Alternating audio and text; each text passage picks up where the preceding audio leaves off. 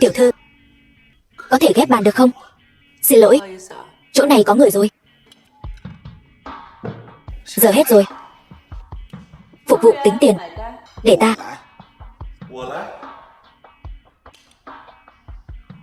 Tiểu thư, đơn của tôi đã trả tiền rồi. Tôi cũng đã mua cả dạp của cô rồi.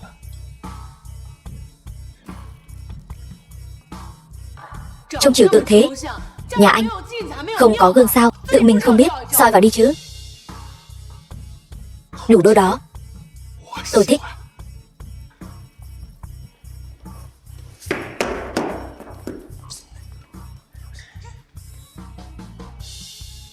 Xe tôi đỗ ngay ngoài kia. Cô tự đi ra, hay là để tôi sai anh em khiêng cô ra?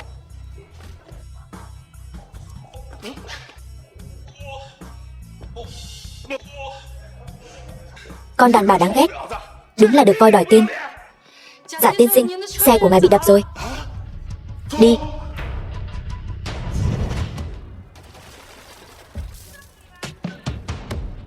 Đừng để thằng nhãi danh đó chạy thoát. Thằng shipper thối tha, dám đụng vào xe của giả ra chúng ta. Ai đập xe ta?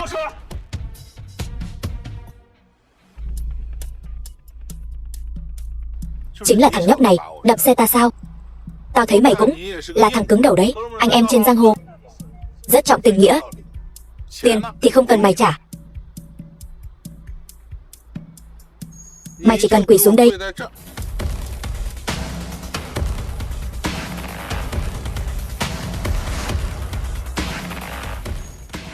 Khấu đầu 3 cái. Gọi một tiếng ba là được. Ơi, ba đây này. Gọi to lên. Giở trò với ta sao? Mày chán sống hả? Xử nó cho ta. The film was translated and narrated by M Media.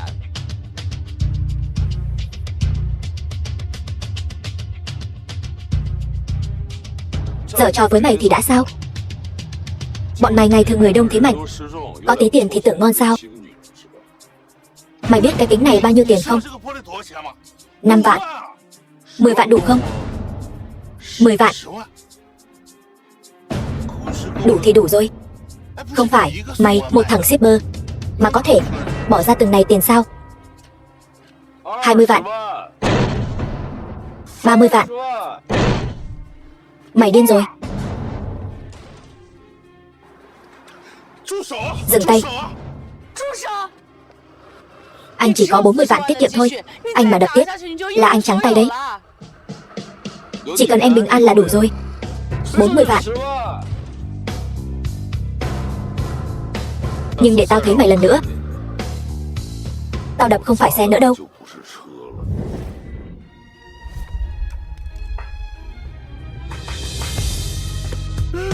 Xe của tôi.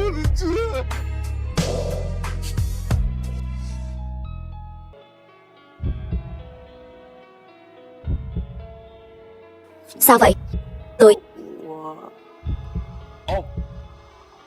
lại có phóng viên chụp lén sao? Đúng rồi. Nếu bị báo chí phát hiện chúng ta không phải người yêu thật thì phiền lắm.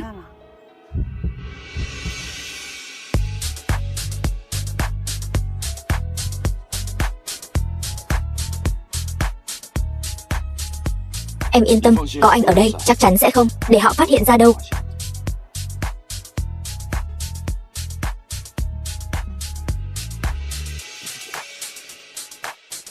Lần này để anh dẫn em đi ăn ngon nhé.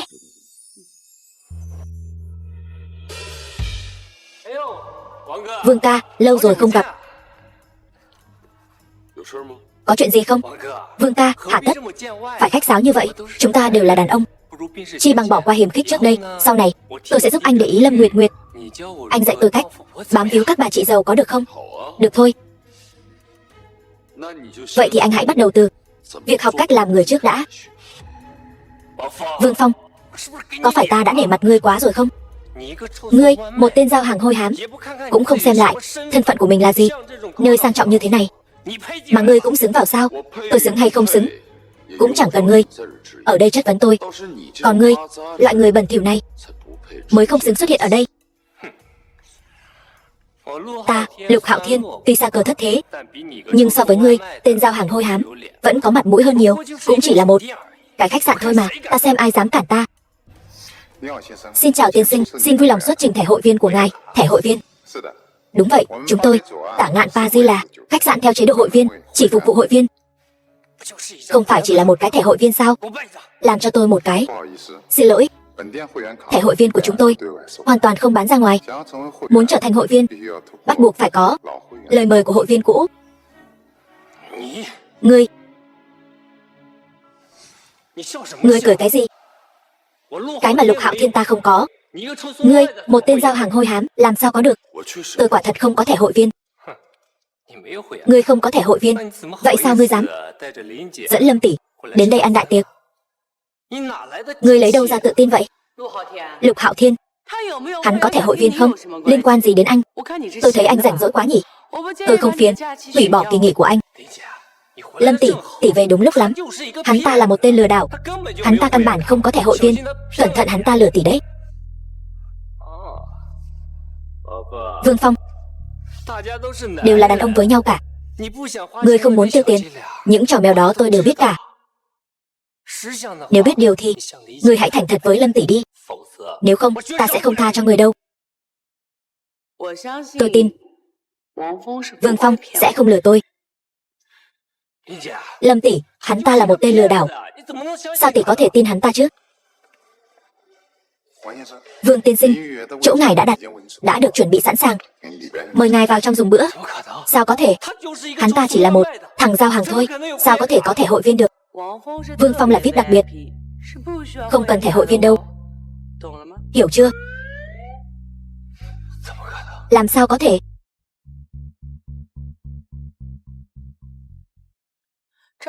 Môi trường ở đây thật tuyệt vời. Anh vẫn chưa nói cho ta biết thẻ VIP đặc biệt của anh từ đâu ra đấy. Tôi cũng không biết. 1 tháng trước, tôi nhận được tấm thẻ đen này. Nói là thẻ VIP đặc biệt, thông hành toàn Nam tỉnh. Lúc đó tôi không để ý. Sau đó tôi phát hiện ra tấm thẻ này có thể ra vào bất kỳ nơi đâu, đều được hưởng đãi ngộ cao cấp nhất. Vậy có thể tra được ai đã gửi thẻ này không? Thân phận đối phương rất bí ẩn, tạm thời vẫn chưa tra ra được. Nào, mì xào Kiệu Binh, thích không? Thích lắm. Mấy ngày nay, ngày nào cũng phải đi cùng mấy kẻ lắm tiền, ăn mấy thứ tái sống sượng. Ta thèm món này lắm rồi.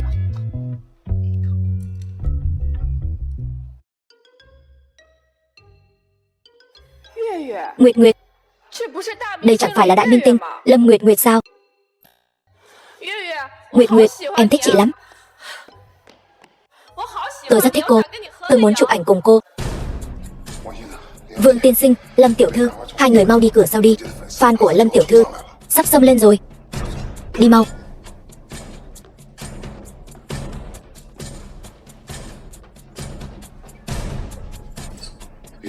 Nguyệt Nguyệt, em ở đây đợi. Tôi đi xem fan, có đuổi theo không?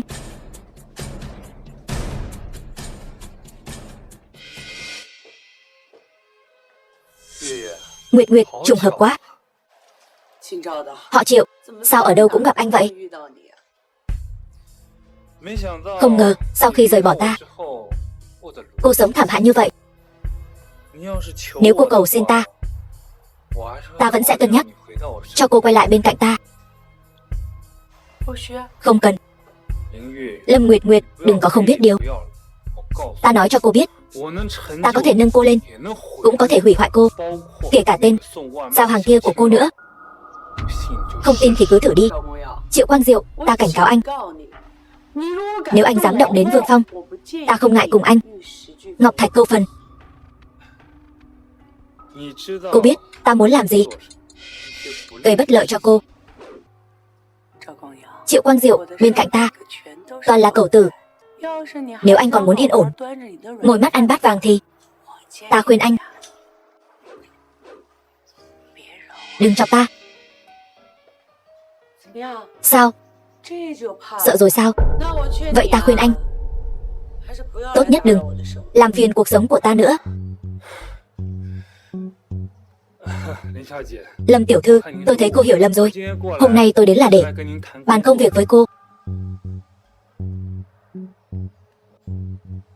Xin lỗi, tôi không có hứng thú. Tôi hy vọng cô có thể suy nghĩ lại. Nếu không, nếu ta phát tán cái video này, không biết anh chàng giao hàng của cô sẽ nghĩ thế nào về cô. Ta đã sao chép rất nhiều bản. Nếu cô thích, ta tặng cô một bản. Triệu Quang Diệu, anh thật vô sỉ.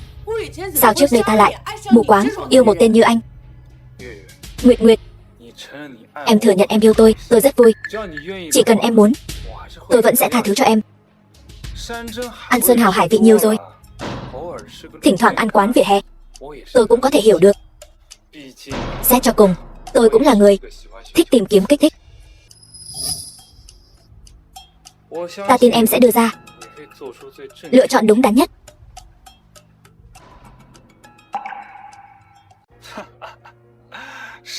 Kẻ thức thời là Trang Tuấn Kiệt.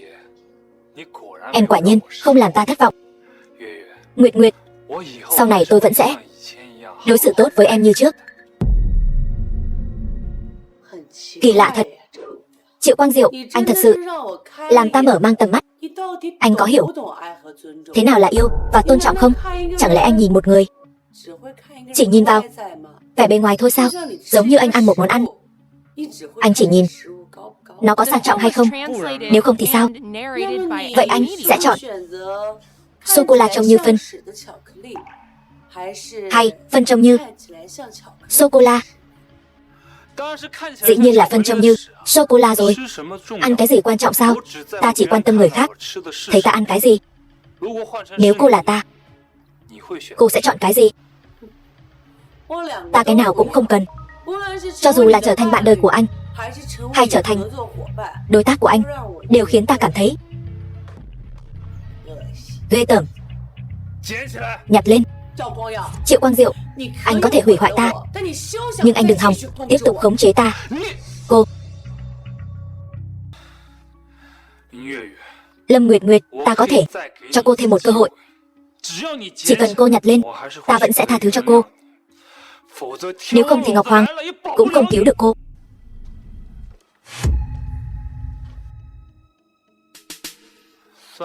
Biết điều đấy. Triệu lão bản, Nguyệt Nguyệt còn nhỏ, cô ấy làm việc chưa đủ chín chắn. Tôi sẽ chỉ bảo cô ấy đôi chút. Nguyệt Nguyệt, em xem em kìa. Tôi đã nói với em bao nhiêu lần rồi, đừng xả rác bừa bãi. Sao em không nghe vậy? Rác rưởi này phải ở trong thùng rác chứ, đừng như người nào đó cứ thích ra đường cái làm người ta phát úng. Anh, tôi Vương Phong, cậu tưởng cậu thật sự hiểu Lâm Nguyệt Nguyệt sao? Tất cả những gì cô ấy thể hiện trước mặt cậu đều là giả tạo thôi.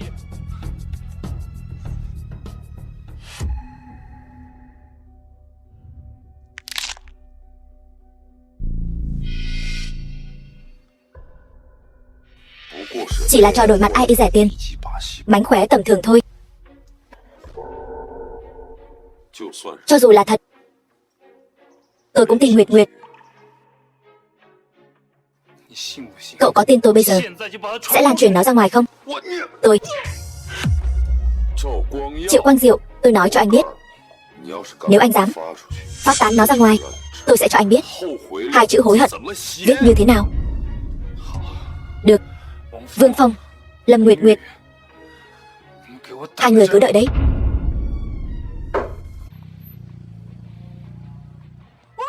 Trời ơi, sợ e sang xịn.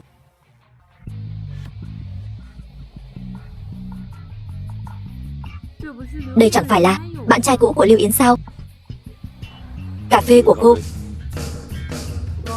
Vương Phong, ta muốn nói chuyện với anh. Ta và cô không có gì để nói. Ta thấy có người sắp phải hối hận rồi. Câm miệng cho ta. Nữ bộc Tiểu Nguyệt đến đón anh tan làm. Tiểu Nguyệt vất vả rồi, lát nữa nấu cơm khao cô.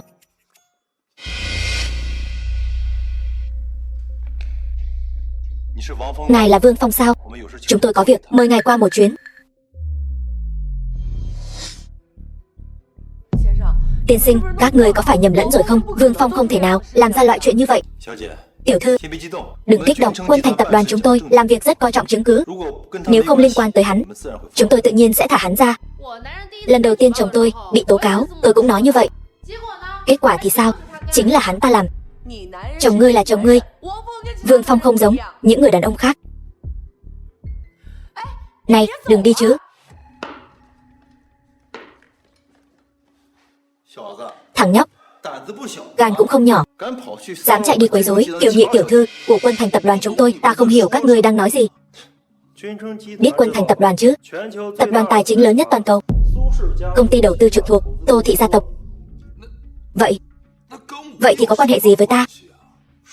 Nói đi, ngươi không đàng hoàng, giao đồ ăn của ngươi chạy đi quấy rối Kiều tiểu thư, rốt cuộc có mục đích gì? Quấy rối sao? Không phải các ngươi, rốt cuộc đang nói cái gì, còn giả vờ nữa hả? Ta căn bản không quen biết Kiều tiểu thư nào cả. Ngươi cứ đợi đấy. Chồng ngươi đã khai rồi. Sao có thể? Vương Phong không thể nào đi quấy rối người khác. Không nói ngươi, kích động như vậy làm gì? Người nhà của Lưu Lâm ở đây này. Chồng ngươi bịa đặt. Bản thân là nhân tình bí mật của giám đốc tài vụ tập đoàn chúng tôi sẽ bị tập đoàn chúng tôi khởi tố.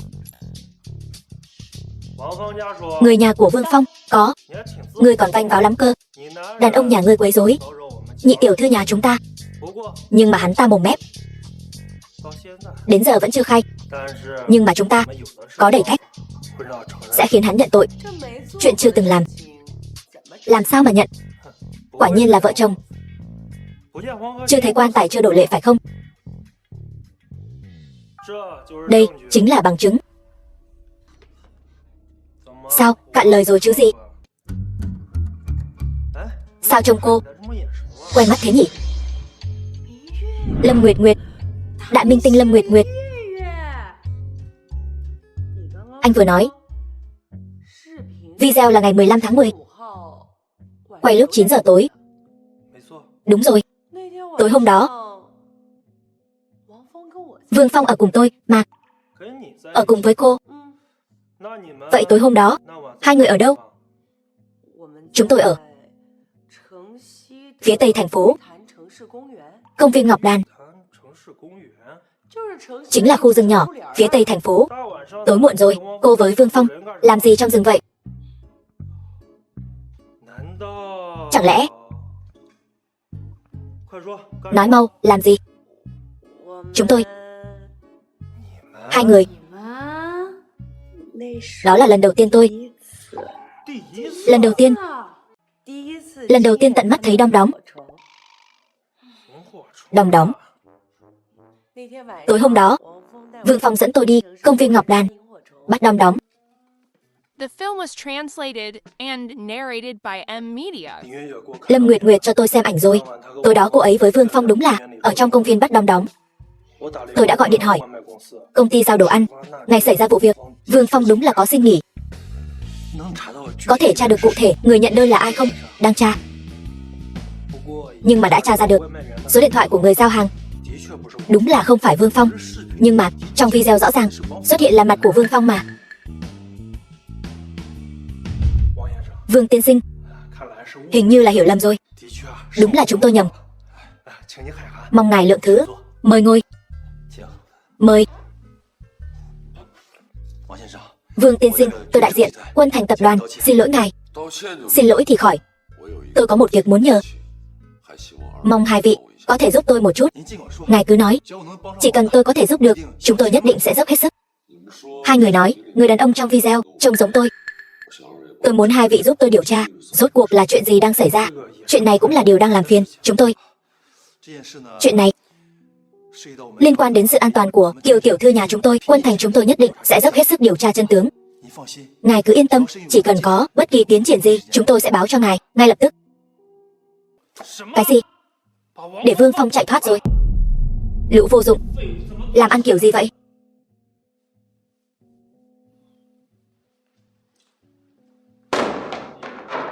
Triệu tiên sinh, bình tĩnh nào.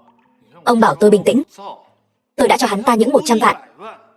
Ông biết hắn ta lấy tiền của tôi làm gì không? Đi về vãn người phụ nữ của tôi, đập xe của tôi. Ông còn bảo tôi bình tĩnh. Còn Lâm Nguyệt Nguyệt nữa, cái con đàn bà không biết điều đó. Tôi hạ mình năn nỉ cô ta.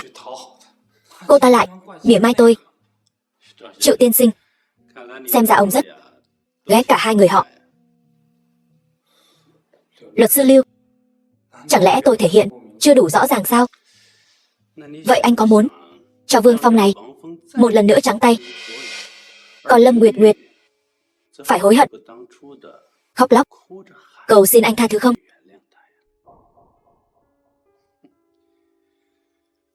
Tôi có một kế, có thể một mũi tên trúng hai đích.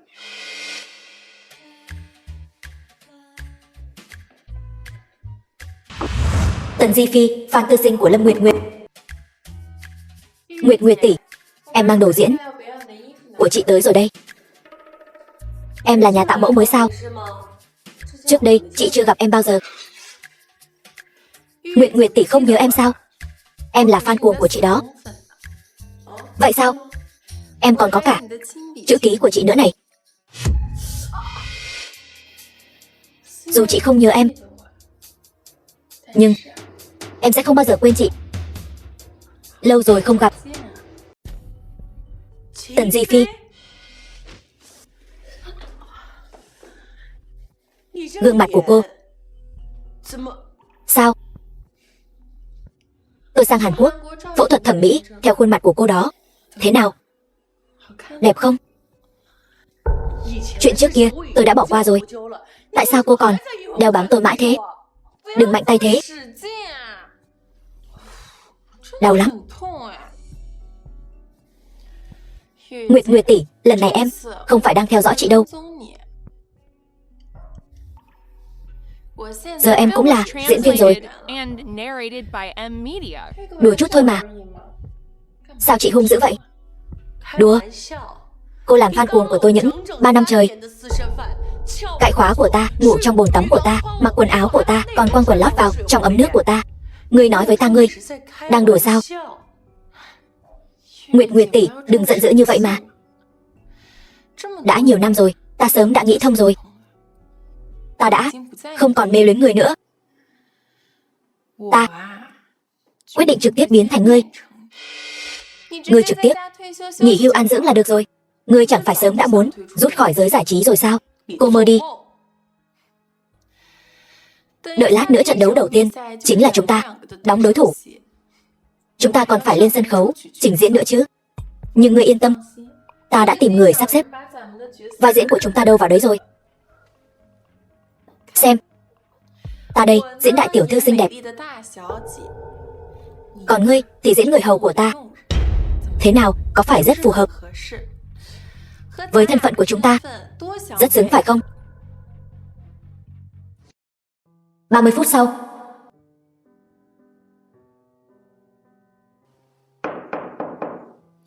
Nguyệt Nguyệt, đói bụng rồi chứ? Nào, ăn chút gì đó đi.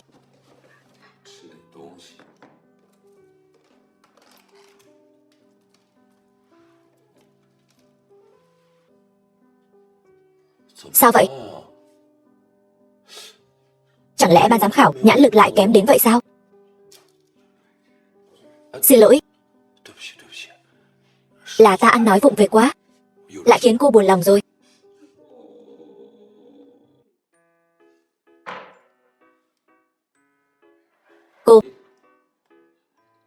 Cô hết buồn nhanh vậy, sao lại không buồn chứ? Ta tại sao phải buồn? Ta thắng trận đấu rồi. Anh thấy ta vừa rồi diễn tốt chứ? Sao lại chẳng có chút cảm giác bất ngờ nào vậy? Không phải, ta biết ngay là cô sẽ thắng mà. Bạn diễn của ta cướp vai diễn đại tiểu thư rồi.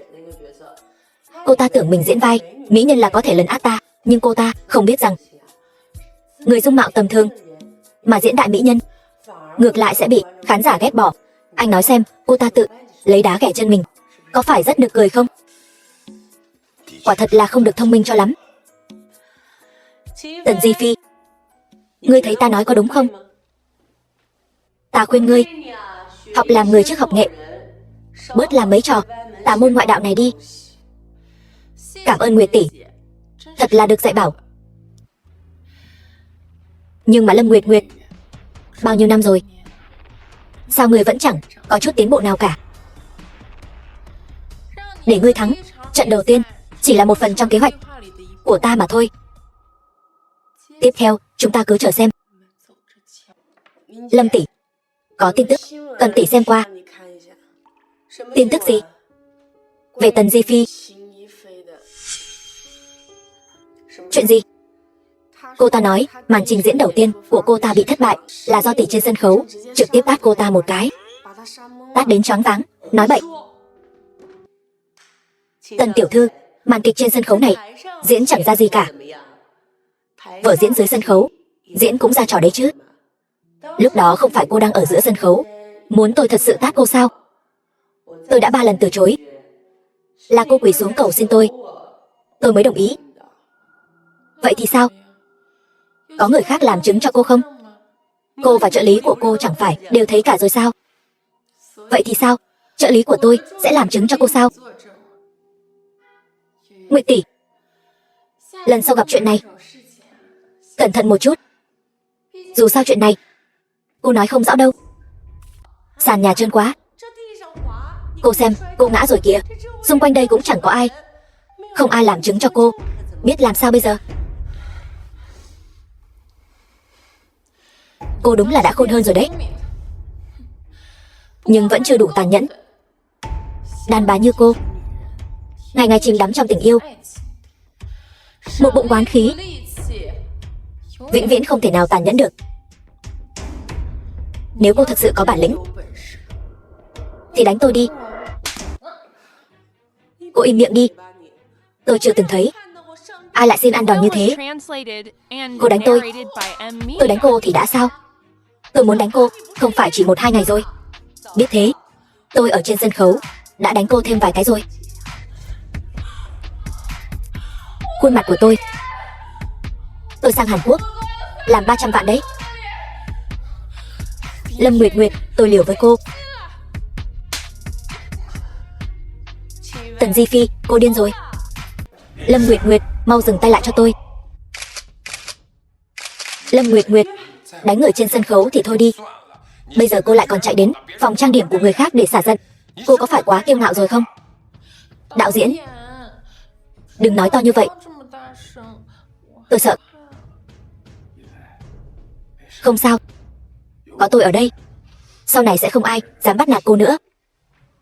Lâm Nguyệt Nguyệt, cô đừng có ỷ vào mình là bậc tiền bối trong giới giải trí mà bắt nạt người mới.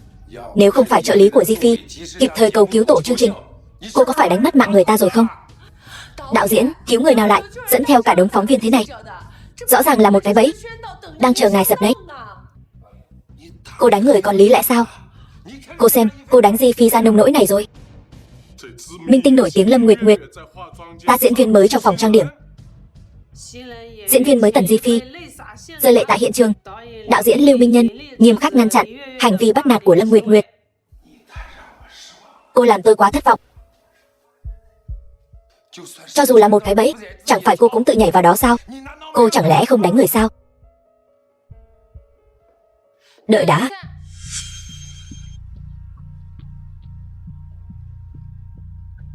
Nguyệt tỷ, tôi mong cô được hạnh phúc.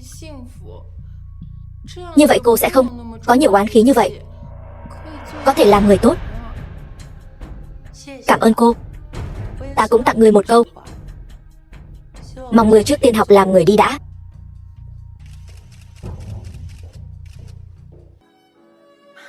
Alo, Nguyệt Nguyệt, ta bây giờ liền chạy qua đó, có ta ở đây không cần sợ. Tiên sinh, gia chủ nhà ta có việc muốn mời ngài bàn bạc. Nguyệt Nguyệt tỷ, người có phải ở đây không? Chẳng lẽ tự mình trốn ở bên trong lén lút khóc sao? Nguyệt Nguyệt tỷ, người có chuyện gì cứ nói ra, cho ta vui vẻ một chút.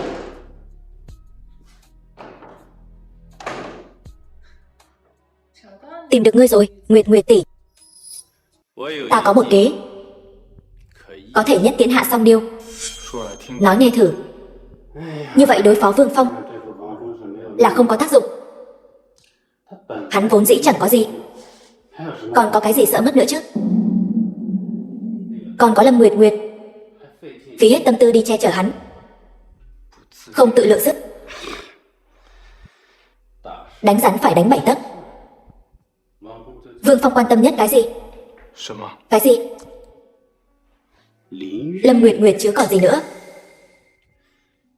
Thay vì phí tâm tư đi đối phó Vương Phong, không bằng trực tiếp bôi nhọ danh tiếng của Lâm Nguyệt Nguyệt. Đợi cô ấy không còn là cái minh tinh cao cao tại thượng kia nữa. Đến lúc đó Vương Phong còn muốn cô ấy nữa không? Đến lúc đó tình yêu, sự nghiệp của Lâm Nguyệt Nguyệt đều không còn nữa. Nàng ấy chẳng phải khóc lóc kêu gào qua cầu xin anh tha thứ cho cô ấy sao? Cao tay, thật sự là cao tay.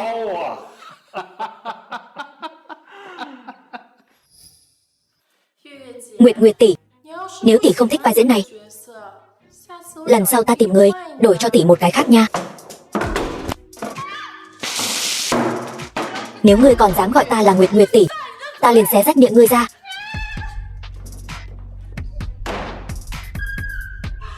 Lâm Nguyệt Nguyệt,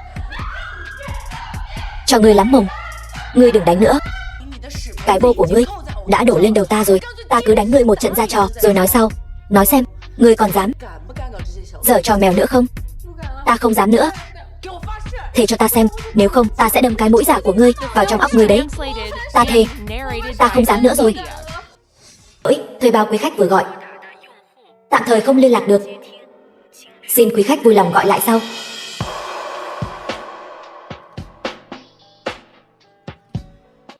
Nguyệt Nguyệt tỷ, Lâm tiểu thư, sao cô vẫn chưa về? Tôi đang đợi bạn trai tôi đến đón tôi, muộn thế này rồi mà vẫn chưa đến. Liên quan gì đến cô?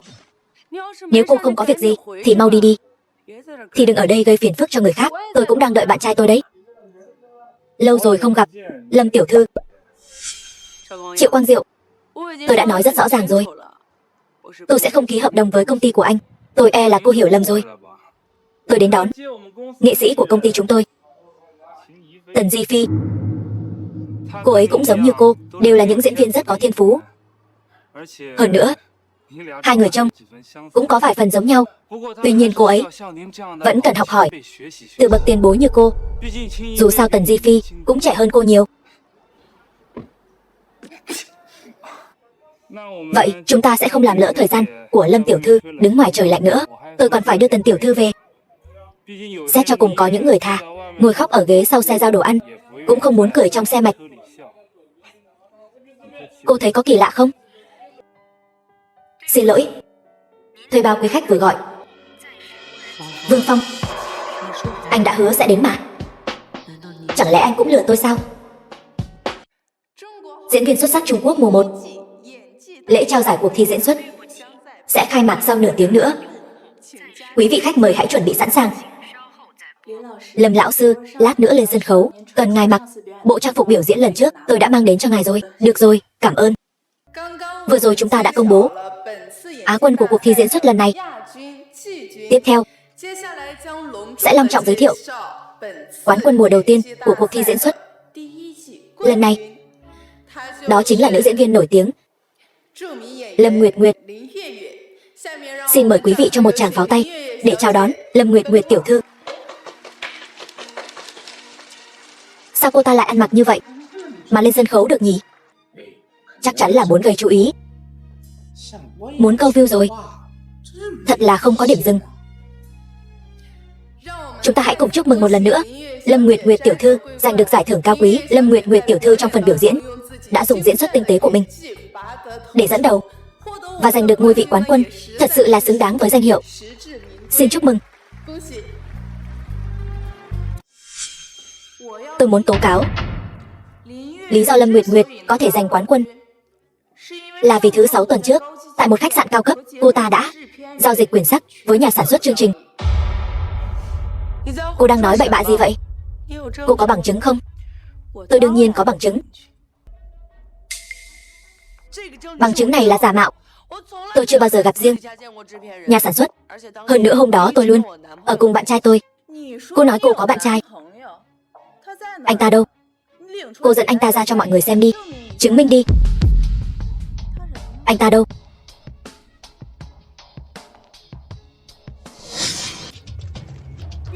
Đừng quay nữa, mọi người đừng quay nữa. Quay nữa tôi sẽ báo xâm phạm quyền riêng tư.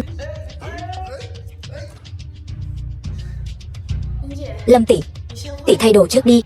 Lát nữa chúng ta đi cửa sau.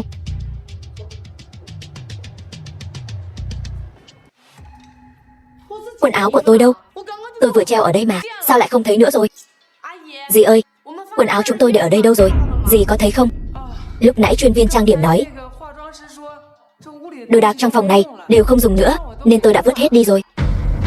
Dì vứt đi đâu rồi? Tôi vứt vào thùng rác rồi. Xe rác vừa đến lấy đi rồi. Tất cả đều bị lôi đi rồi. Bọn người này quá đáng lắm rồi. Giờ phải làm sao đây?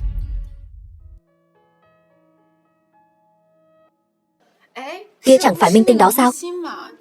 Sao ăn mặc thế này lại ra ngoài đường chứ? Hay là mốt mới nhất nhỉ? Nhìn nhiều cũng thấy thời trang đấy chứ.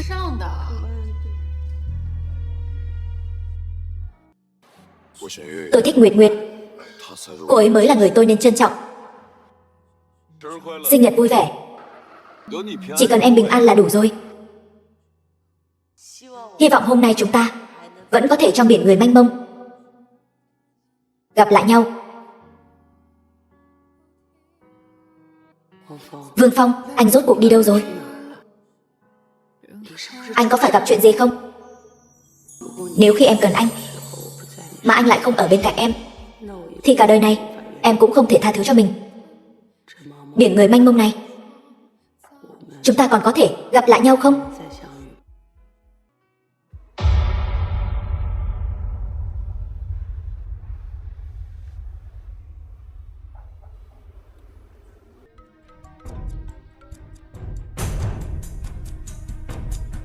Lâm tiểu thư, 300 vạn, chuẩn bị xong chưa?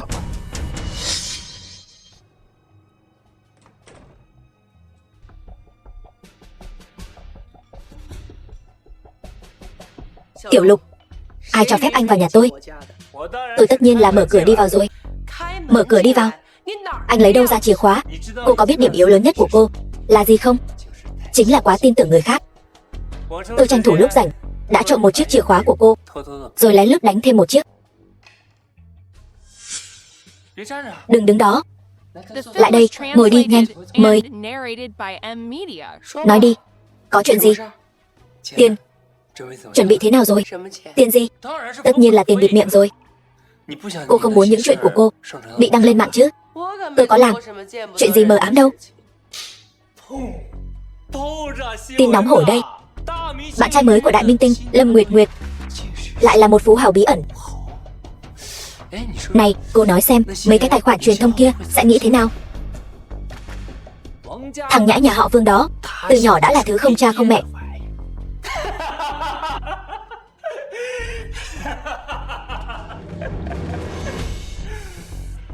Lâm tiểu thư, nếu công chúng biết được bạn trai của cô không phải phú hào gì cả, mà là một người giao hàng thì sao? Vậy thì sao? Vậy thì danh tiếng của cô tiêu tan hết rồi. Cô nghĩ fan của cô sẽ nghĩ sao trong mắt họ? Lâm Nguyệt Nguyệt cao quý lạnh lùng, lại là bạn gái của một anh chàng giao hàng. Chụp đẹp đấy. Tôi thay mặt Vương Phong cảm ơn anh trước. Bớt lạc đề. Muốn ảnh thì đưa tôi 300 vạn. Đắt vậy sao? Thôi vậy, anh cứ đưa cho báo chí đi. Cô không lo lắng sao? Tôi có gì mà phải lo lắng? Tôi đường đường chính chính yêu đương, tôi lo lắng gì chứ? Nếu fan của tôi không chấp nhận được việc tôi yêu một người chân thành, thì họ không xứng làm fan của tôi. Nếu dư luận muốn bàn tán thì cứ để họ bàn tán. Anh cứ đưa cái này cho báo chí đi. Tôi cũng muốn cho cả thế giới biết người đàn ông của tôi nghiêm túc lên, trông cũng đẹp trai đấy chứ. Cô còn hơn cả tưởng tượng của tôi, đúng là khó chơi thật. Vài tấm ảnh mà đòi 300 vạn, quả thực là chưa đủ đô. Vậy nếu thêm vào đó cả video của cô với Vương Phong thì sao? Vậy có đủ đô chưa hả? Cái video gì vậy?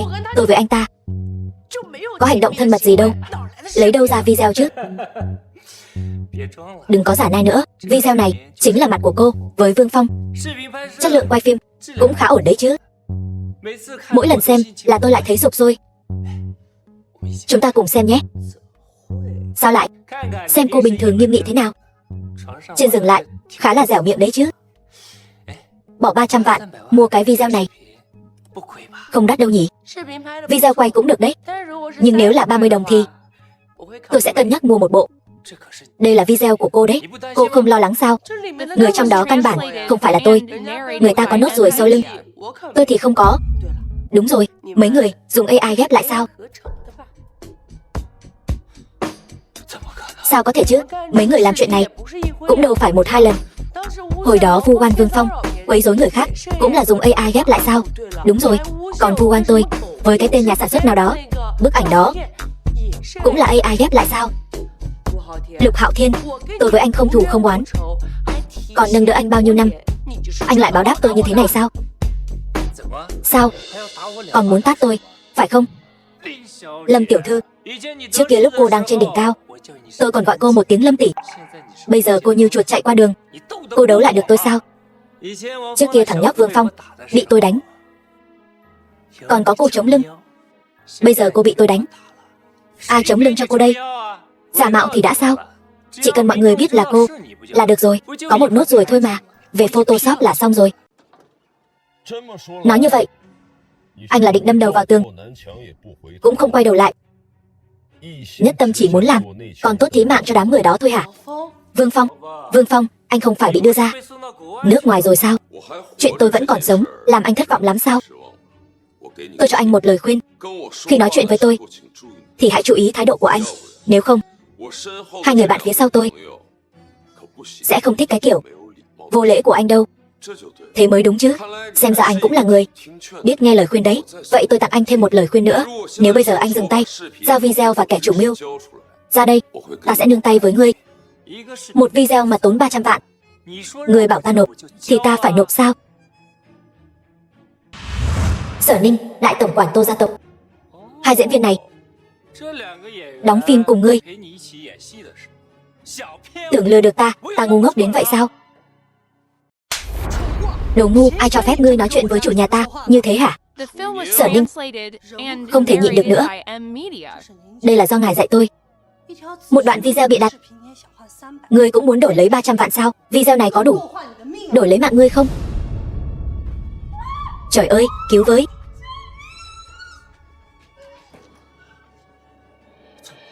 Sao có thể? Sao các ngươi lại có cái này? Giúp kẻ ác chuốc họa vào thân. Lục Hạo Thiên, ta không phải chưa từng nhắc nhở ngươi. Ta bảo ngươi sớm nói ra.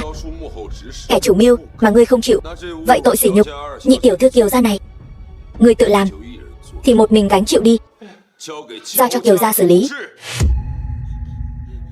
Vương ca, Lâm tỷ, tha cho tôi đi. Đừng giao tôi cho Kiều gia. Giao cho Kiều gia thì tôi trầu trời mất. Kiều gia sẽ không lấy mạng ngươi đâu. Kiều gia chỉ khiến ngươi sống không toàn thây thôi. Lâm tỷ, coi như nể tình tôi với cô bao nhiêu năm nay, không có công cũng có khổ. Cô nương tay đi, tôi cái gì cũng làm. Tôi khai chính là Triệu Quang Diệu sai khiến tôi làm. Nghe được cái tên này từ miệng ngươi, thật sự khiến ta thấy càng ghê tởm hơn. Ta đã nói rồi, bỏ cái bàn tay bẩn thỉu của ngươi ra khỏi người bạn gái ta. Biết trước như vậy, tại sao lúc đầu lại làm? 3 phút trước là cơ hội sống sót cuối cùng dành cho ngươi. Đáng tiếc ngươi chấp mê bất ngộ. Lôi đi. Khoan đã, tôi có lời muốn nói. Vương Phong, ta không biết ngươi dựa vào cách nào mà bám víu được Kiều gia. Kiều gia đúng là thế gia nhất nhì Nam tỉnh, nhưng nhà Triệu Quang Diệu cũng không phải hạng xoàng. Triệu phu nhân là một trong những người nắm quyền, rất có tiếng tăm ở đế kinh nhà họ Tô. Ngươi cũng không muốn đắc tội với người có quyền thế như vậy đâu. Đế kinh Tô gia, đúng, chính là đế kinh Tô gia. Nếu là kẻ thù của tập đoàn tài chính như vậy, ngươi nghĩ ngươi sẽ có kết cục tốt đẹp sao? Ta còn tưởng ngươi là một tên ngốc hoàn toàn, không ngờ còn có thể nói ra 1-2 câu có đầu óc. Đúng vậy, bất cứ ai là kẻ thù của Tô gia đều sẽ không có kết cục tốt đẹp. Nếu ngươi đã sớm biết đạo lý này thì tại sao lại đối đầu với chúng ta? Là ý gì? Dù là Kiều gia, Triệu gia hay Tô gia, ta Vương Phong đều không sợ làm kẻ thù với bất kỳ ai. Vương Phong, ngươi vì một Lâm Nguyệt Nguyệt liền dám đắc tội Tô gia, ngươi tuyệt đối sẽ không có kết cục tốt. Nguyệt Nguyệt, ta đến muộn rồi, em không sao chứ? Vương Phong, 2 ngày nay anh đi đâu vậy? Một tiếng cũng không nói liền biến mất. Anh có biết ta lo lắng cho anh biết bao nhiêu không? Giai đoạn này đã xảy ra rất nhiều chuyện. Ta sẽ từng chuyện một giải thích cho em. Vương tiên sinh, lúc trước ngài đồng ý với tôi đến đây, chuẩn bị xử lý một việc nhỏ. Bây giờ đã qua nửa tiếng đồng hồ rồi, ngài nếu không nhanh chóng quay về, e rằng an nguy của Lạnh Đường sẽ gặp bất trắc đấy. Nguyệt Nguyệt, anh đi đi, ta đợi anh. Được, Sở Ninh, thay ta chăm sóc Nguyệt Nguyệt thật tốt, ta bận xong việc sẽ quay lại. Vương Phong 2 ngày nay không chịu khổ gì chứ? Người bị Triệu tiên sinh để mắt tới rồi, không lo cho bản thân mình trước, lại đi quan tâm Vương tiên sinh. Đương nhiên, trong lòng ta, an nguy của anh ấy hơn bất cứ điều gì. Yên tâm, Vương tiên sinh, có ta chăm sóc, mọi chuyện đều tốt. Vậy thì tốt. Ngươi không hỏi quan hệ giữa ta và Vương tiên sinh sao? Khi anh ấy muốn nói cho ta biết, ta tự nhiên sẽ biết. Quả nhiên là người phụ nữ Vương tiên sinh yêu thích, người thật khiến ta phải nhìn bằng con mắt khác. Lục Hạo Thiên tên khốn này quả nhiên không đáng tin cậy, nhanh như vậy đã bị Quân Thành bắt giữ. Luật sư Lưu, bây giờ phải làm sao? Nếu như Lục Hạo Thiên bán đứng ta tiêu đời rồi. Triệu tiên sinh, xin hãy bình tĩnh. Bình tĩnh? Ta sắp trầu trời đến nơi rồi. Lục Hạo Thiên làm việc không đáng tin cậy, ta đã biết từ lâu rồi. Ngươi đã biết từ lâu, sao còn sắp xếp hắn đi tống tiền Lâm Nguyệt Nguyệt? Yên tâm, ta tự có diệu kế. Triệu tiên sinh,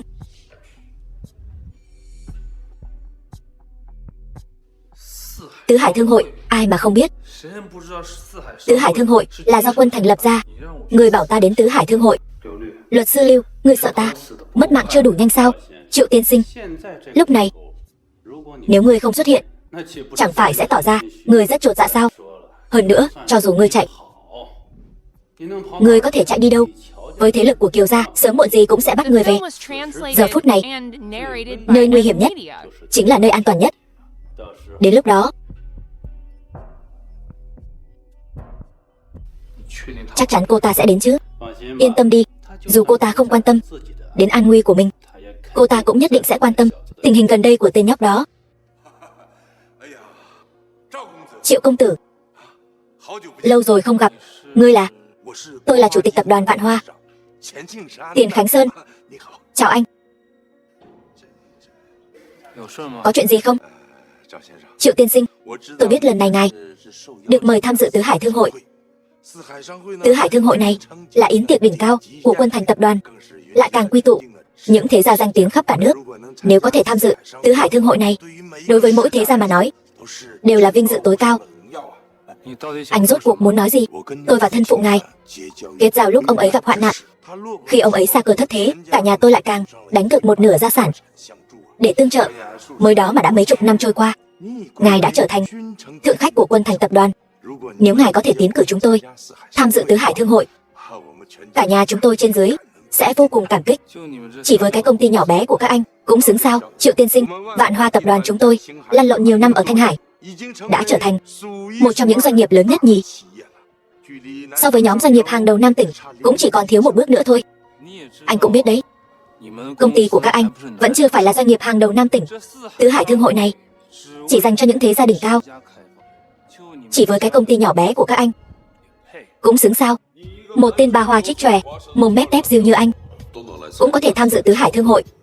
Vạn Hoa tập đoàn có gì không xứng?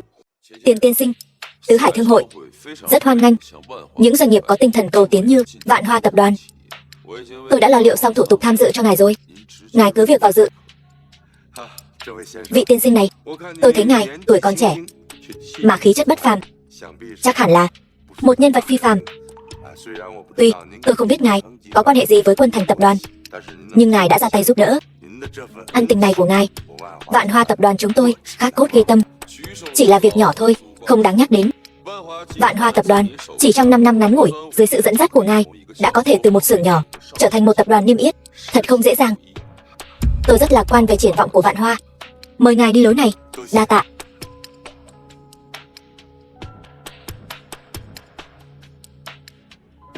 Vương Phong, sao anh lại tới đây? Tứ Hải Thương hội là do tôi tổ chức. Tôi không đến thì làm sao các người tổ chức được? Ai mà chẳng biết. Tứ Hải Thương hội này là do Quân Thành tập đoàn tổ chức. Tôi không biết anh đã dùng thủ đoạn gì để bám víu vào nhị tiểu thư nhà họ Kiều, nhưng anh lại dám nói thương hội này là do anh tổ chức.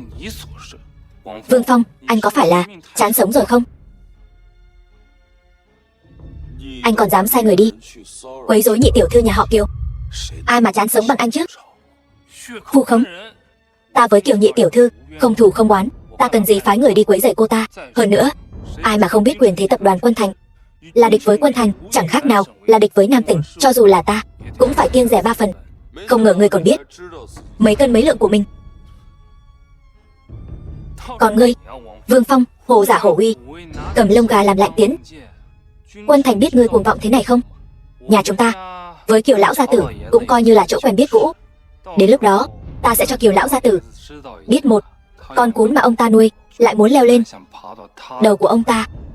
Kiều Tùng Đô, ngươi với ông ta chắc không thân thiết gì đâu nhỉ? Ngươi vậy mà dám trực tiếp gọi đại danh của Kiều lão gia tử. Ta đã nói rồi, Tứ Hải Thương hội là vì ta mà lập nên. Ta có thể đến là vinh hạnh của Kiều Tùng Đô.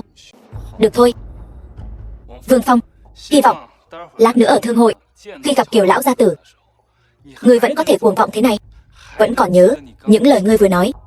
Không nhớ cũng không sao, ta có thể tường tận kể lại giúp ngươi chuyển lời cho Kiều lão gia tử. Được thôi, chỉ là e là ngươi không có tư cách gặp mặt Kiều Tùng Đô. Tư cách? Ta không có tư cách. Ngươi đang nói gì vậy? Ngươi chỉ là tên giao hàng thối tha. Nói như vậy, ngươi có phải nên cảm ơn ta không? Những gì ngươi đang có, tất cả đều là nhờ ta ban cho. Không có ta, ngươi có thể tiếp xúc với giới thượng lưu, ngươi vẫn là một thằng nhóc nợ nần chồng chất. Không có ta, ngươi vẫn còn ở ngoài đường lớn hứng gió Tây Bắc mà giao hàng đấy. Nói như vậy, vậy ta cũng coi như là cha mẹ tái sinh của ngươi rồi. Nếu ta bảo ngươi quỳ xuống khấu đầu 2 cái, gọi một tiếng ba ba, cảm ơn cũng không quá đáng đâu nhỉ? Con trai, nếu ngươi không muốn để ta kể lại bộ dạng thảm hại của ngươi cho Kiều nhị tiểu thư biết, thì mau quỳ xuống cho ta bồi lễ tạ lỗi. Tạ lỗi? Ngươi đùa ta sao? Tạ lỗi? Thả lão tử ra, nếu không. Tạ lỗi? Quá tam ba bận. Xin lỗi.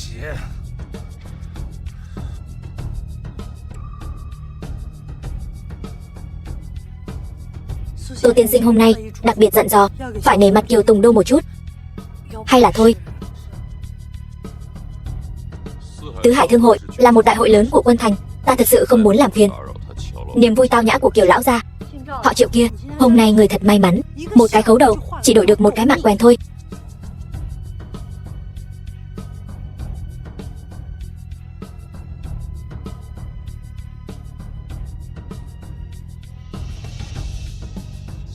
Nhục nhã hôm nay ta thế nào cũng phải báo.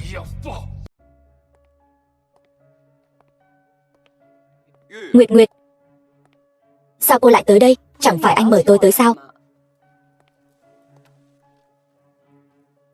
Lâm tiểu thư thật là trung tình, nhưng hiện tại thân giá của Vương tiên sinh đã khác xưa rồi.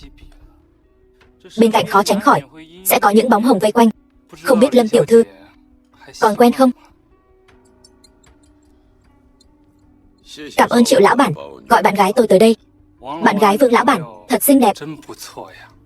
Đại minh tinh, vừa xinh đẹp vừa hiểu chuyện, nhất là trên giường đặc biệt hiểu chuyện. Khi Lâm Nguyệt Nguyệt hầu hạ tôi, mỗi lần đều hầu hạ rất thoải mái.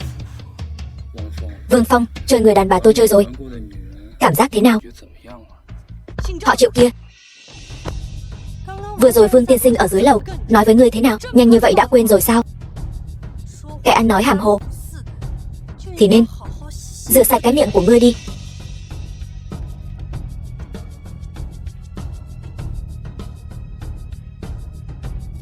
Nhóc con, tôi đảm bảo đây là lần cuối cùng tha thứ cho ngươi.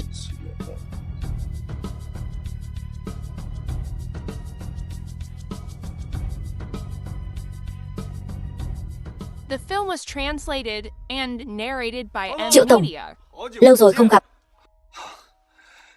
Giang Tổng, Triệu Tổng, kiểu tóc mới của anh thật là khác biệt. Công ty điện ảnh của Triệu Tổng gần đây ra mắt mấy siêu phẩm lớn.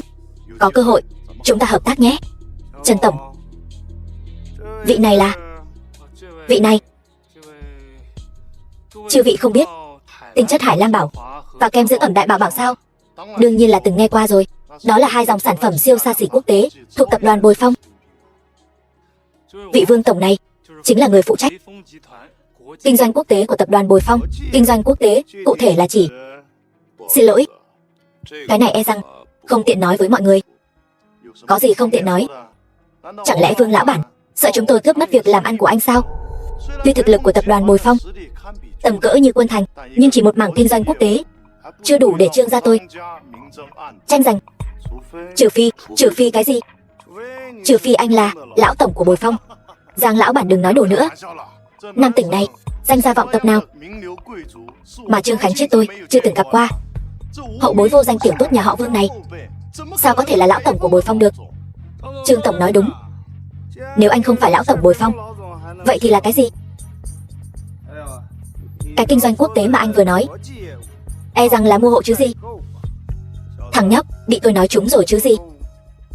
Làm mua hộ cũng có thể coi là kinh doanh quốc tế sao? Tứ Hải Thương hội này đều là hào kiệt Nam tỉnh tới đây.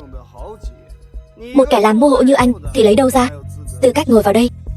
Vị Vương lão bản này nói mình làm kinh doanh quốc tế. Nếu nói làm mua bán hộ cũng được tính là kinh doanh quốc tế, chẳng phải là khiến người ta cười cho rụng răng sao? Giang lão bản, đúng là để anh nói trúng rồi. Cậu thẳng thắn thật đấy, lại dám trước mặt mọi người thừa nhận làm ăn hợp pháp. Tôi có gì không thể nói. Làm mua bán hộ kiếm được mấy đồng còn không bằng nhà họ Giang tôi bố thí cho ăn mày.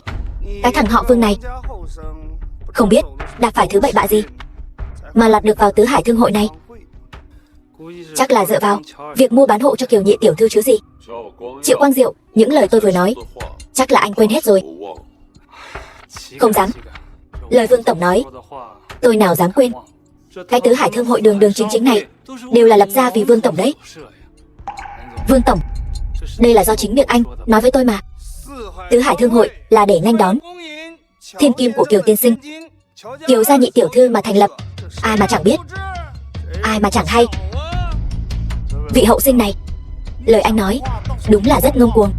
Anh có biết ngay cả đế kinh Tô gia cũng phải nể mặt Kiều gia 3 phần không? Quân Thành tập đoàn này với Tứ Hải Thương hội này há lại là thứ mà anh có thể đắc tội được sao? Còn anh vừa rồi là ý gì? Chẳng lẽ anh thật sự làm mua bán hộ? Anh, một kẻ làm mua bán hộ, lại còn muốn xông vào Tứ Hải Thương hội này? Bảo vệ, tôi muốn kiểm tra thân phận của người này.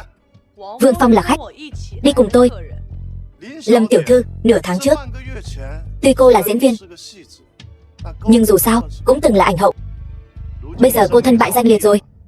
Đồ hạ lưu, đừng có chạy ra làm trò cười cho thiên hạ nữa. Tứ Hải Thương hội không phải lúc nào cũng là nơi mà lũ mèo mà gà đồng có thể vào được. Họ Lâm kia, mau dẫn thằng họ Vương cút đi. Đồ mua bán hộ, đừng giả vờ như không nghe thấy. Biết điều thì tự cút đi, nếu không bảo vệ sẽ lôi ra ngoài. Mọi người đều mất mặt. 1 phút. Nếu các người xin lỗi, tôi có thể cân nhắc cho các người một con đường sống. Cái gì? Anh bảo chúng tôi xin lỗi? Tôi không nghe nhầm chứ? Chúng tôi có lòng tốt, bảo anh tự cút đi. Anh lại còn ảo tưởng bắt chúng tôi xin lỗi anh. Xin hỏi, tôi dựa vào cái gì mà phải xin lỗi anh? Chẳng lẽ dựa vào việc Tứ Hải Thương hội này là được lập ra vì anh sao? Tôi thấy anh sai rồi. Uống 2 ngụm nước tiểu ngựa mà dám ở đây làm càn. Ở đây ai là không phải danh gia vọng tộc? Há gì ngươi tùy ý phóng túng? Bảo an, gọi Ngô tổng quản của các ngươi đến. 2 cái tên điên ông điên bà này, ta thấy cũng coi bộ cũng xứng đôi đấy. Thừa dịp bây giờ còn thời gian, mau cút xéo đi. May ra còn làm được vài đơn hàng xách tay. Tối nay về nhà ăn cơm, gọi dĩa đậu phộng nhắm rượu. Cũng không đến nỗi say xỉn đến mức này. Cứ thế để chúng quay về thì quá hời cho chúng rồi. Loại người không biết trời cao đất dày này sớm muộn cũng trở thành tai họa của Nam tỉnh. Giang tiên sinh nói đúng, không biết trên dưới mà làm bậy.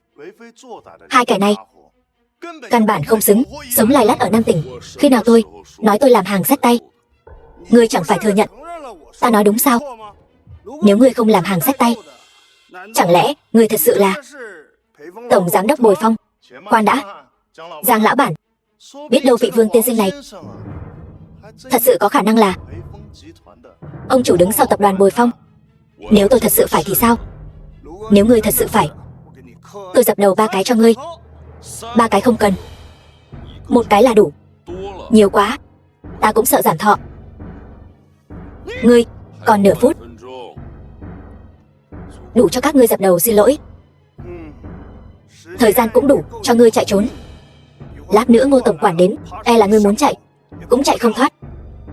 Mọi người làm sao vậy?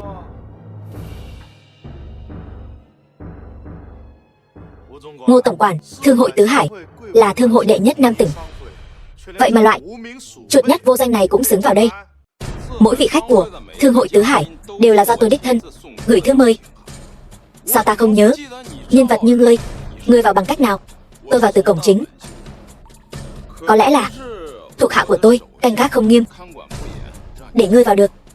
Ngươi trẻ, mau rời khỏi khách sạn của chúng tôi. Tôi nói đùa với ngươi thôi.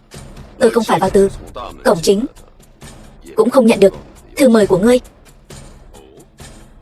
Tôi là do Kiều Tùng Đô đích thân mời, và vào từ lối đi dành cho khách quý. Ngươi, sao ngươi dám trực tiếp gọi đại danh của Kiều tiên sinh chúng tôi? Hết 1 phút rồi. Tiểu Ngô, đuổi 2 kẻ lại nhảy kia đi. Sở, còn ngây ra đó làm gì? Ra tay đi. Ngô tổng quản, sao phải khách sáo vậy? Gọi người lôi chúng xuống dưới là được rồi. 2 kẻ cuồng vọng vô tri. Tôi vừa nãy có lòng tốt bảo các người cút ngay, cứ phải đợi Ngô tổng quản đích thân đến đuổi các người ra ngoài. Nói đủ chưa? Ngươi là ai? Dựa vào đâu mà nói chuyện với ta? Trông cũng có chút nhan sắc. Biết điều thì ta khuyên ngươi mau xin lỗi Giang tổng. Nếu Giang tổng vui, có khi còn tha cho ngươi một mạng. Nếu không thì nói đủ rồi thì cút nhanh đi. Còn ngây ra đó làm gì? Ra tay. Ngươi đang nói đùa gì vậy? Ta chính là gia chủ Giang gia ở Nam Tỉnh. Ngươi dám bảo ta cút? Ngô tổng quản, ông bảo chúng tôi cút.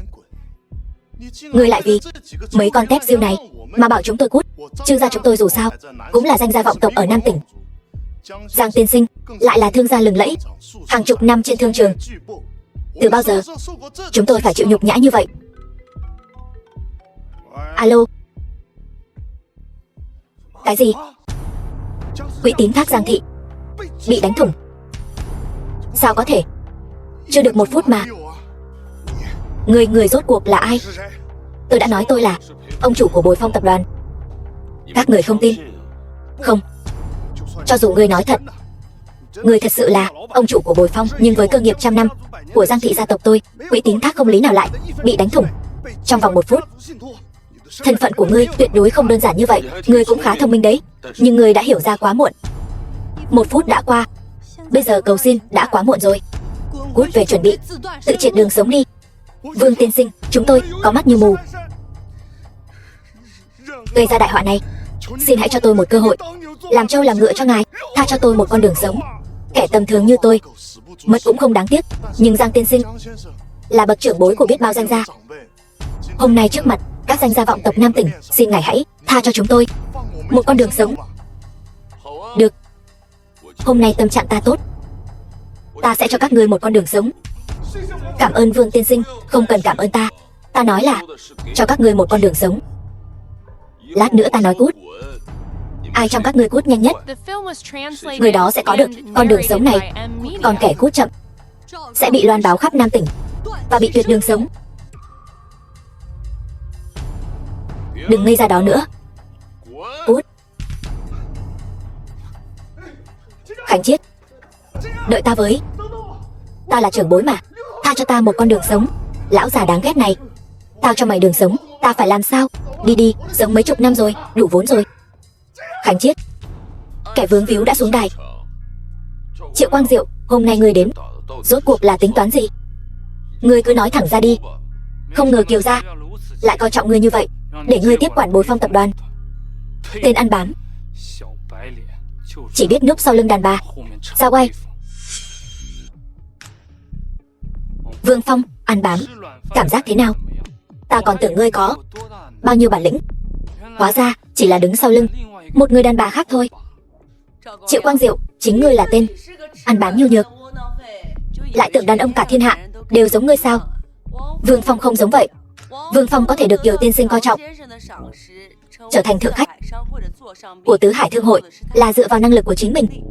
Còn ngươi, dựa vào vợ ngươi mới có được tấm vé vào cửa này thôi. Lâm Nguyệt Nguyệt, đây là chuyện giữa ta và Vương Phong. Ngươi là đàn bà đừng xen vào. Vương Phong bây giờ là đàn ông của tôi.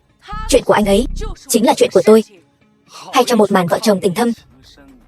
Nhưng Vương Phong này không đơn giản như ngươi nghĩ đâu. Anh ấy tiếp quản Bồi Phong tập đoàn. Ngươi cũng là vừa mới biết. Chuyện lớn như vậy anh ấy chưa từng nói với ngươi. Trước đây khi ngươi bị Tần Di Phi ức hiếp, bị Tần Di Phi chỉ thẳng mặt mắng, ngươi câu dẫn nhà sản xuất, anh ấy có đứng ra làm chứng cho ngươi không? Vương Phong ơi Vương Phong, ngươi rốt cuộc có bao nhiêu chuyện giấu Lâm Nguyệt Nguyệt? Hay là ngươi đã câu được nhị tiểu thư Kiều gia, vứt bỏ người tình cũ?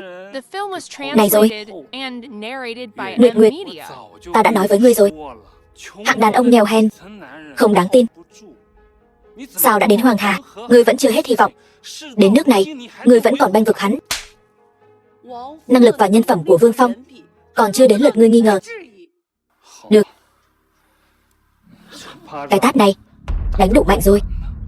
Ta vốn nghĩ đến tình nghĩa trước đây của chúng ta sẽ nương tay với ngươi, nào ngờ ngươi vì tên giao hàng hèn mọn này mà hết lần này đến lần khác làm tổn thương ta. Ngươi vì một tên giả tạo làm màu như vậy, ngươi thấy đáng sao? Kẻ giả tạo làm màu là ngươi mới đúng. Còn Vương Phong mới là người đáng để tôi từ bỏ tất cả để bảo vệ.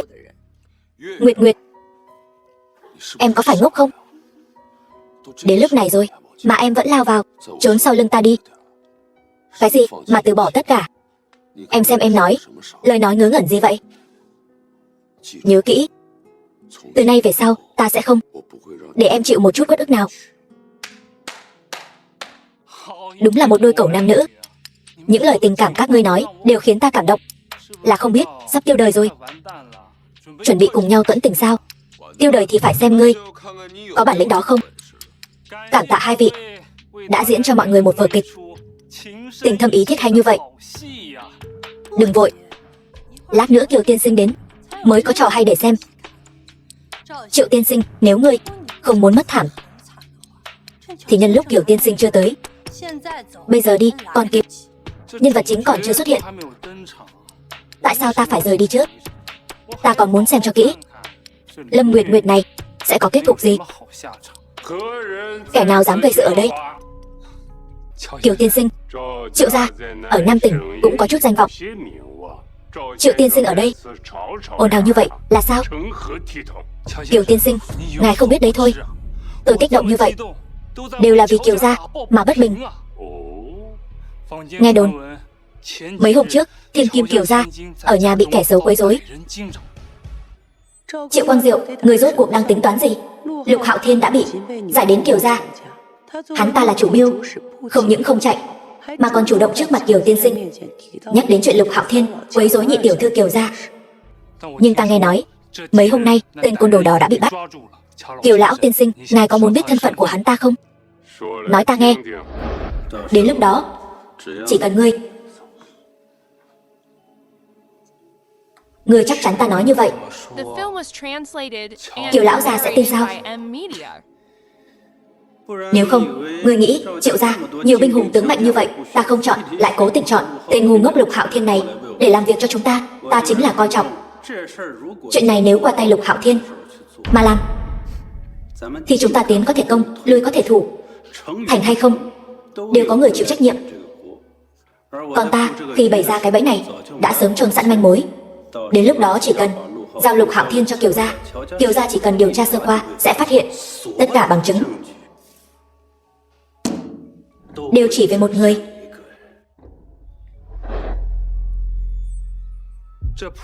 Người thường không có cơ hội, cũng không có gan đến gần Kiều gia. Cho nên, chuyện này, phía sau chắc chắn có người ủng hộ. Tên côn đồ đó chính là một trong những người đang ngồi đây, là tay sai đắc lực của hắn ta, thân tín nhiều năm. Lâm Nguyệt Nguyệt, người sai khiến Lục Hạo Thiên quấy rối Kiều gia, người giải thích đi. Họ Triệu, người bớt ở đây ngậm máu phun người. Ta chưa bao giờ sai khiến Lục Hạo Thiên làm chuyện đê tiện như vậy. Nếu không phải có người đứng sau giật dây, thì Lục Hạo Thiên, một tên vệ sĩ nho nhỏ, sao dám quấy rối Kiều gia? Nếu có người sai khiến, thì đó cũng là người khác. Ai vậy? Ngươi đừng có ngậm máu phun người. Mọi việc đều phải có bằng chứng.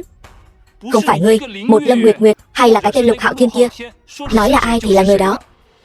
Triệu Quang Diệu tự tin như vậy, dám đối chất trước mặt Kiều tiên sinh, e rằng đã sớm làm giả bằng chứng nhắm vào ta rồi. Bây giờ bằng chứng nhắm vào Triệu Quang Diệu chỉ có lời khai của Lục Hạo Thiên.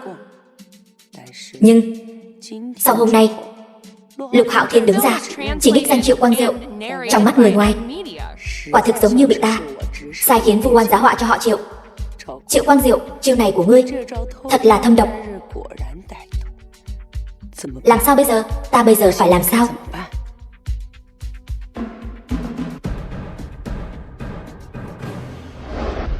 Triệu tiên sinh môi son răng trắng, sao có thể ngậm máu phun người như vậy? Người bôi nhọ thanh danh của một cô gái như vậy, chẳng lẽ không sợ báo ứng sao?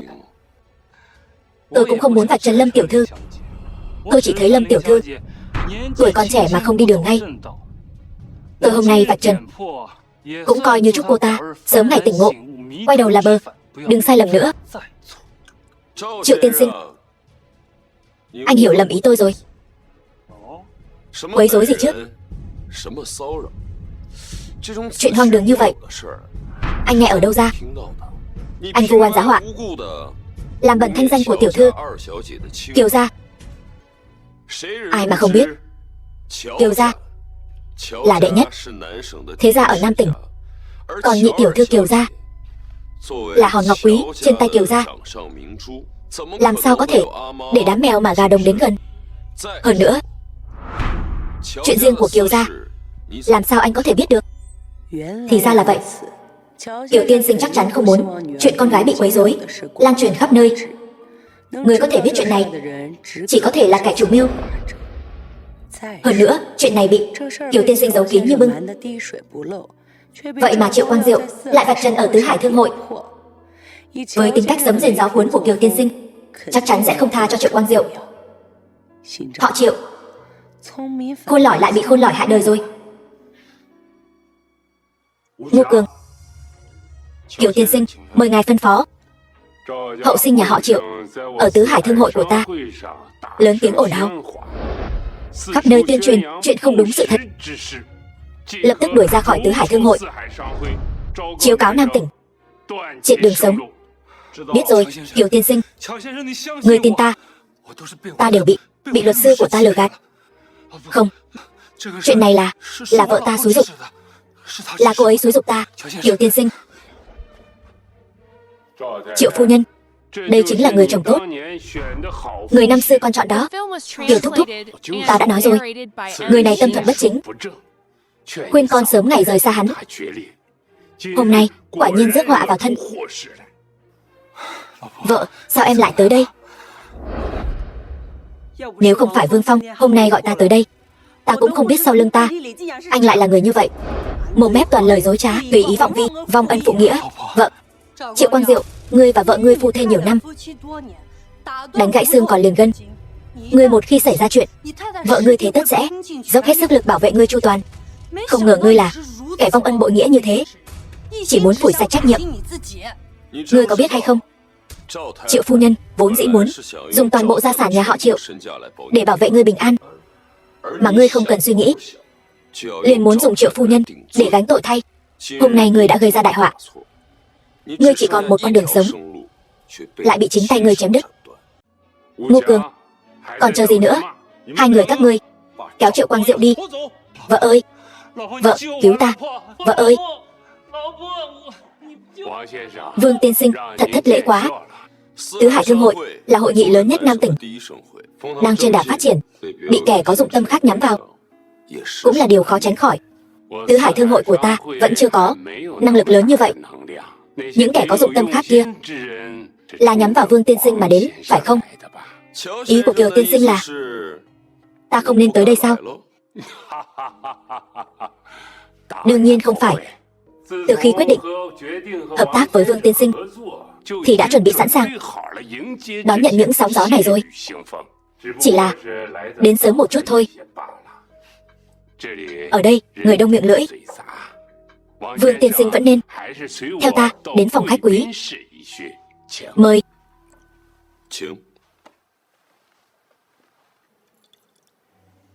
Có thể mời được Vương tiên sinh đến, thật là vinh hạnh cho Kiều gia ta.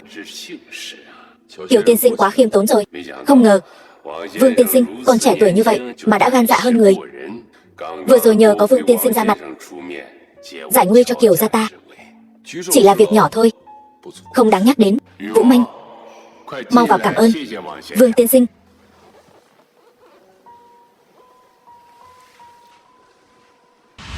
Kiều Vũ Manh, nhị tiểu thư Kiều gia.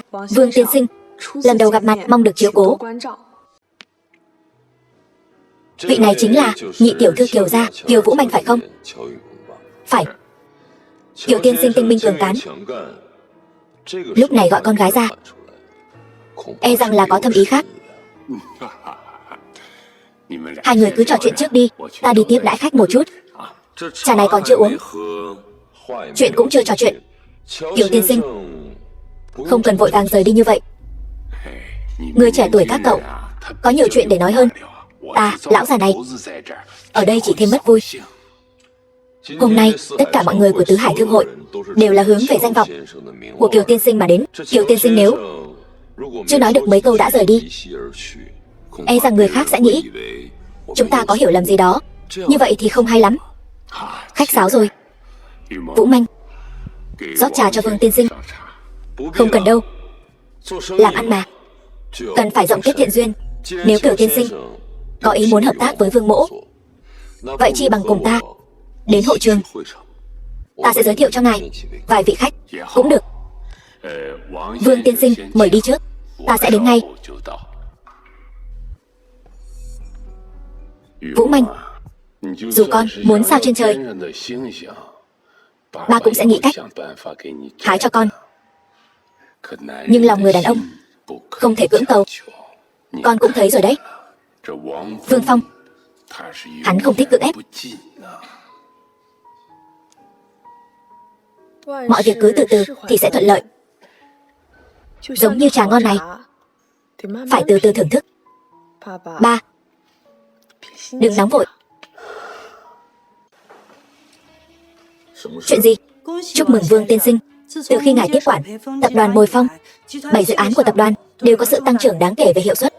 Ngài không chỉ nhanh chóng nắm vững tập đoàn Bồi Phong mà còn hoàn thành tốt hơn cả mong đợi cao nhất của chúng tôi. Đó là điều đương nhiên. Lúc đầu tôi tiếp quản Bồi Phong, tôi đã hứa sẽ mang lại một tương lai tốt đẹp hơn cho Bồi Phong. Chúc mừng ngài, ngài đã chứng minh được bản thân. Việc tôi hứa với các người đã làm được rồi.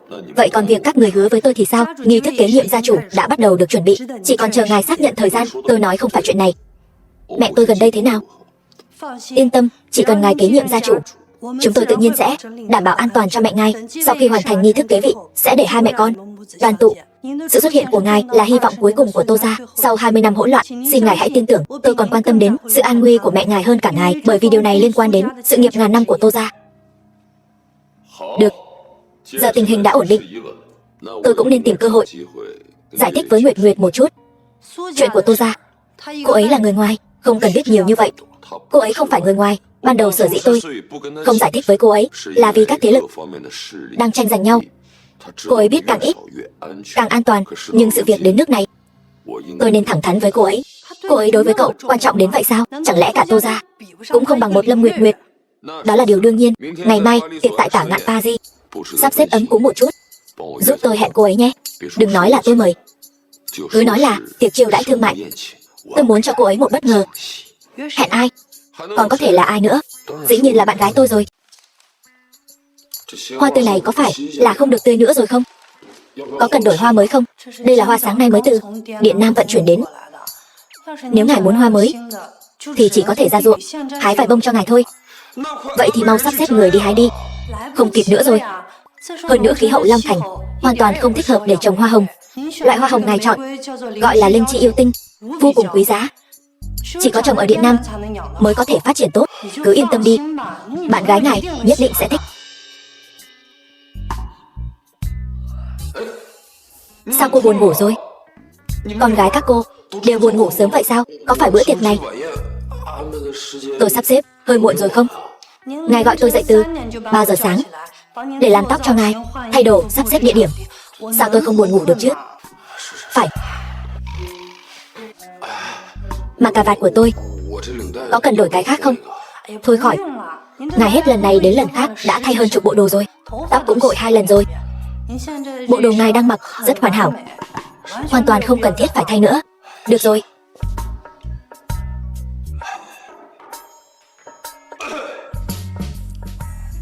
Mời vào.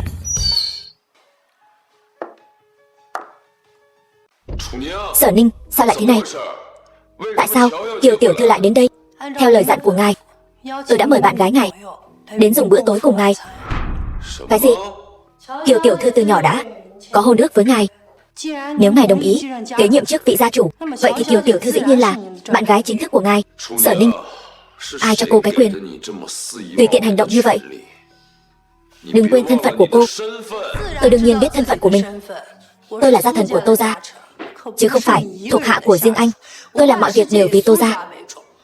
Nếu ngài làm điều gì trái với chuyện lợi ích của toàn bộ Tô gia, vậy xin hãy thứ lỗi cho tôi. Thật khó mà nghe theo được.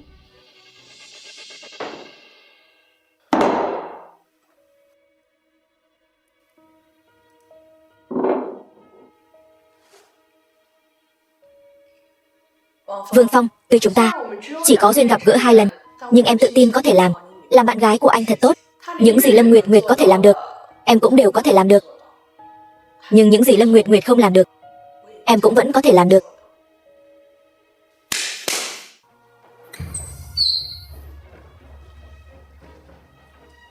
Nghe nói anh thích linh chi yêu tinh, bông hoa này vô cùng tôn quý. Toàn bộ đại hạ chỉ có trang viên nhà chúng tôi mới có thể trồng ra được loài hoa quý giá như vậy. Anh có thích không? Nếu anh đồng ý kết thông gia với em nguyện ý dùng 1/2 cổ phần của Quân Thành tập đoàn để biểu hiện thành ý. Ngại quá, Kiều tiểu thư, bông hoa này tôi không thể nhận. Nếu không, bạn gái tôi sẽ không vui. Không sao cả, tôi không để tâm việc anh có bạn gái. Vương tiên sinh, anh muốn tìm bao nhiêu bạn gái cũng không thành vấn đề. Chỉ cần em là vợ hợp pháp của anh muốn có bao nhiêu bạn gái thì có bấy nhiêu bạn gái. Dù sao những người phụ nữ đó cũng chỉ là chơi đùa thôi. Em không quan tâm cô ta. Kiều tiểu thư thật sự là đại lượng. Anh suy nghĩ một chút. Bỗng dưng tôi không còn khẩu vị nữa.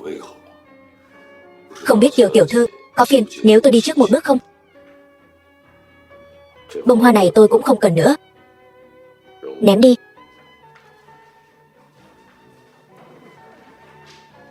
Sở Ninh tỷ, em có phải nói sai rồi không? Mẹ của Vương Phong lúc trước chính là bạn gái của gia chủ tiền nhiệm Tô tiên sinh. Đợi sau khi sinh ra Vương Phong mới phát hiện Tô tiên sinh đã có gia đình. Chỉ là Tô phu nhân bản thân không thể sinh con, cũng không cho phép sự xuất hiện của những đứa con riêng khác, cho nên con của Tô tiên sinh vì nhiều nguyên nhân khác nhau mà mất. Chỉ có mẹ của Vương Phong mang theo cậu ta lẩn trốn khắp nơi, mới tình cờ lưu lại cho Tô gia dòng máu cuối cùng. Quả nhiên vẫn là tôi đã chạm vào nỗi đau của cậu ấy. Nhưng tôi thật sự không phải cố ý. Sở Ninh tỷ, em còn hy vọng không? Yên tâm, liên minh giữa Tô gia và Kiều gia vững chắc không thể phá vỡ. Không phải dựa vào Vương Phong một mình có thể chống lại. Vậy bây giờ chúng ta phải làm sao? Tôi cũng không ngờ Vương Phong lần này lại kiên quyết như vậy. Xem ra cô họ Lâm kia cũng khá biết cách nắm bắt đàn ông. Mong chờ Vương Phong hồi tâm chuyển ý là không thể nào. Chuyện đã đến nước này, chỉ có thể ra tay từ Lâm Nguyệt Nguyệt. Lâm tiểu thư, đồ ăn của cô đây. Cảm ơn nhé.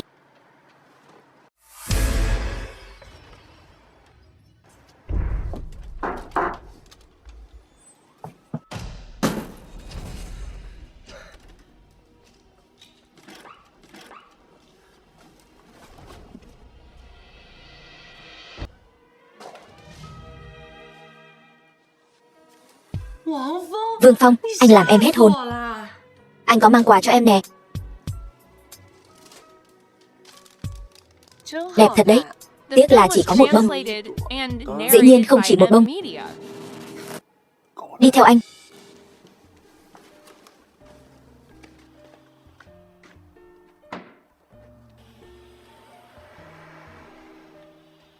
Nhiều hoa quá. Tất cả đều tặng em sao? Không phải. Quà tặng em là chiếc xe này. Xe. Sau này anh chính là tài xế riêng của em.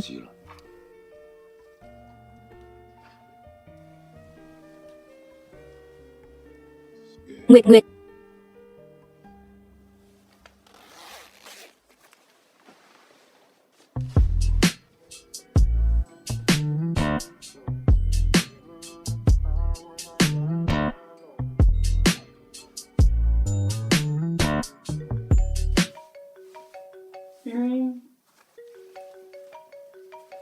Anh nghe máy đi, công việc quan trọng.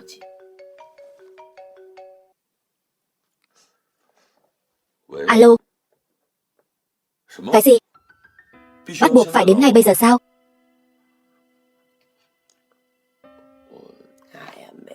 Không sao, anh cứ lo việc đi. Không cần nói nữa. Em biết. Bận xong rồi, nhớ về sớm nhé. Anh còn nợ em một lời giải thích đấy. Đợi anh bận xong việc, anh sẽ quay lại ngay. Đúng rồi. Ngày kia anh có một bữa tiệc gia đình rất quan trọng. Em có thể cùng anh tham dự không? Anh có hai chuyện rất quan trọng muốn nói với em.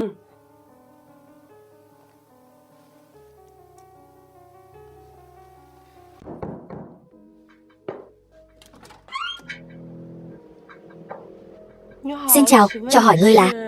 Ngươi chính là Lâm Nguyệt Nguyệt. Đúng vậy.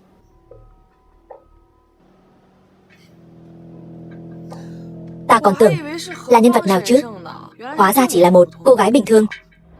Xin lỗi, vị tiểu thư này. Nhà ta không hoan nghênh người lạ. Mời cô rời đi. Không sao đâu. Chúng ta sẽ sớm quen thôi. Bản tiểu thư từ nhỏ đến lớn chưa từng bị ai từ chối. Ngươi là người thứ hai nói không với ta. Người đầu tiên là Vương Phong. Ngươi quen Vương Phong? Dĩ nhiên rồi. Vương Phong là vị hôn phu của ta. Hắn là vị hôn phu của ngươi. Vậy ngươi là vị hôn thê của hắn rồi. Vậy ngươi có biết ta và hắn có quan hệ gì không? Dĩ nhiên là biết rồi. Ngươi là bạn gái của hắn. Làm gì mà kinh ngạc thế? Ta đã nói rồi, chúng ta sẽ sớm quen nhau thôi. Biết đâu chúng ta còn có thể sống chung nữa. Ngươi có ý gì?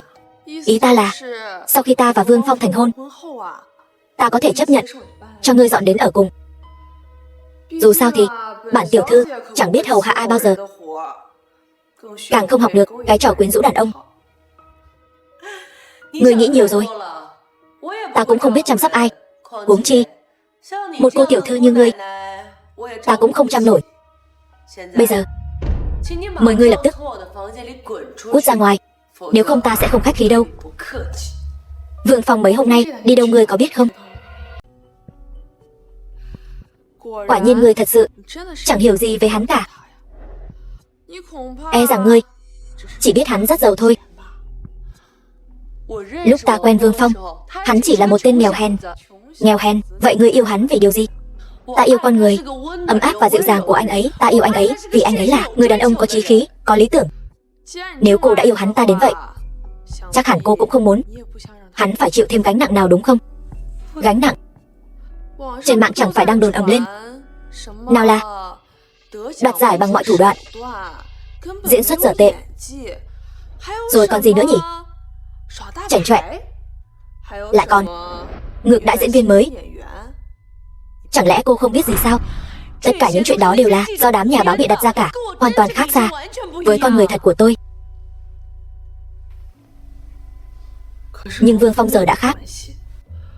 Hắn ta bây giờ không còn là thằng nhóc giao hàng nghèo kiết xác nữa rồi. Hắn bây giờ là chủ tịch tập đoàn Bồi Phong. Quản lý cả một tập đoàn lớn như vậy, The film was phải cẩn trọng biết bao nhiêu. translated and narrated by M Media. Huống chi là một nhân vật tầm cỡ như hắn, chắc chắn sẽ không cưới một nữ minh tinh đầy tai tiếng đâu. Nhà cô có kinh doanh gì không? Nhà cô biết quản lý không? Biết kinh doanh không?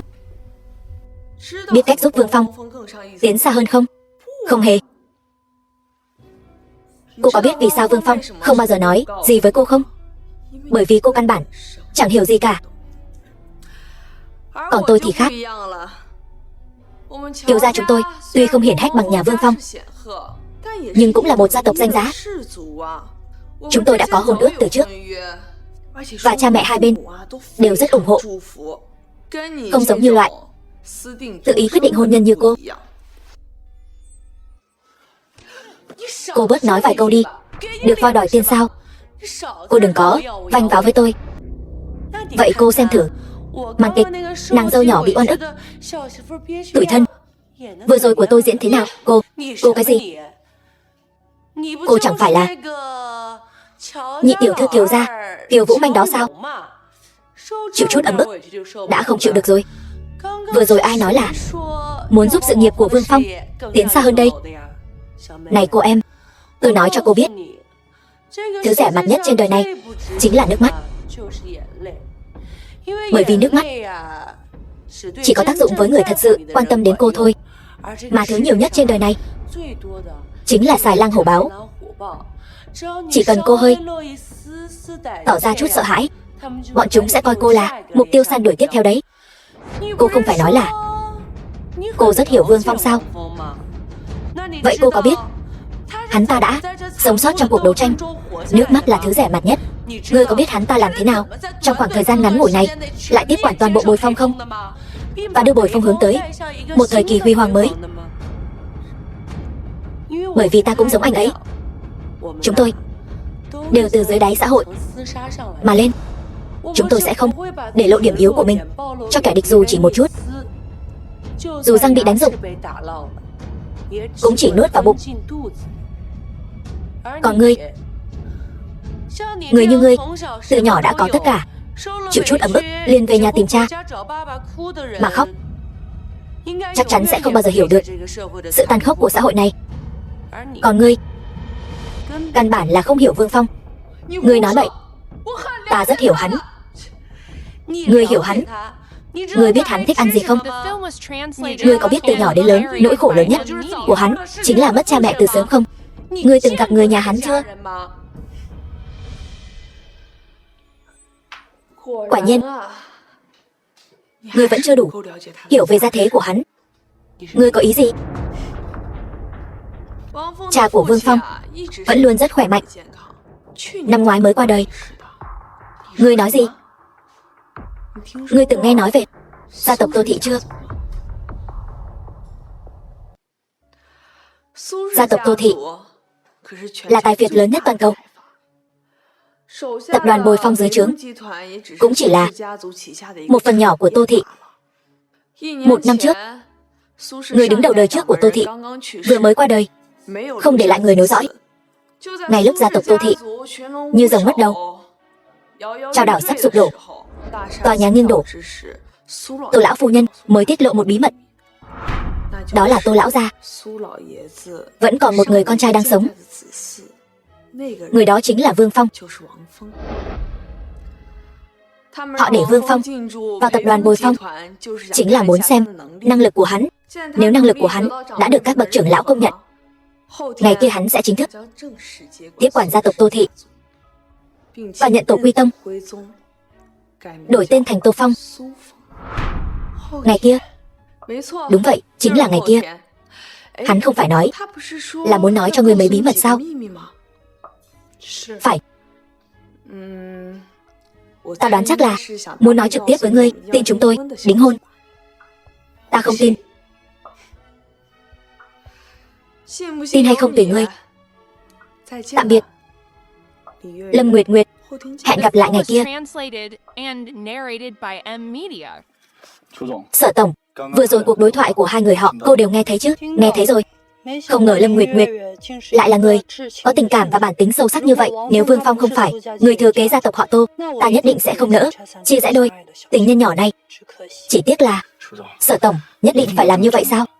Tôi thấy như vậy đối với Lâm tiểu thư không được công bằng. Tô gia sẽ không bạc đãi cô ấy. Chúng ta có thể đáp ứng cô ấy bất cứ yêu cầu nào trừ Vương Phong.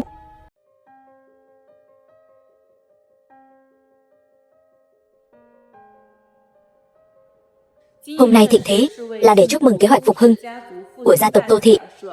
Những vị có mặt ở đây đều là trụ cột của Tô Thị.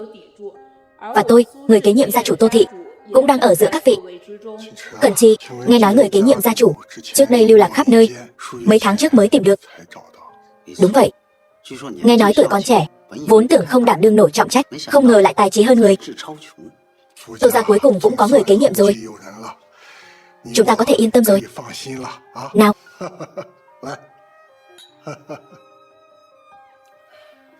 Người kế nhiệm gia chủ Tô gia này thật sự lợi hại như vậy sao? Đó chắc chắn là người xuất chúng.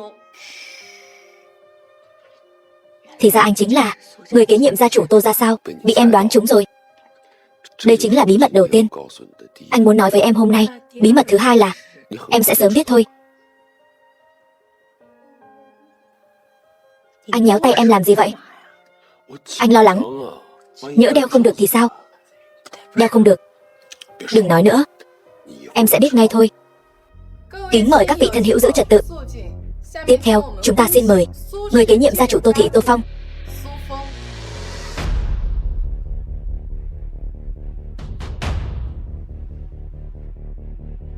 Bái kiến gia chủ.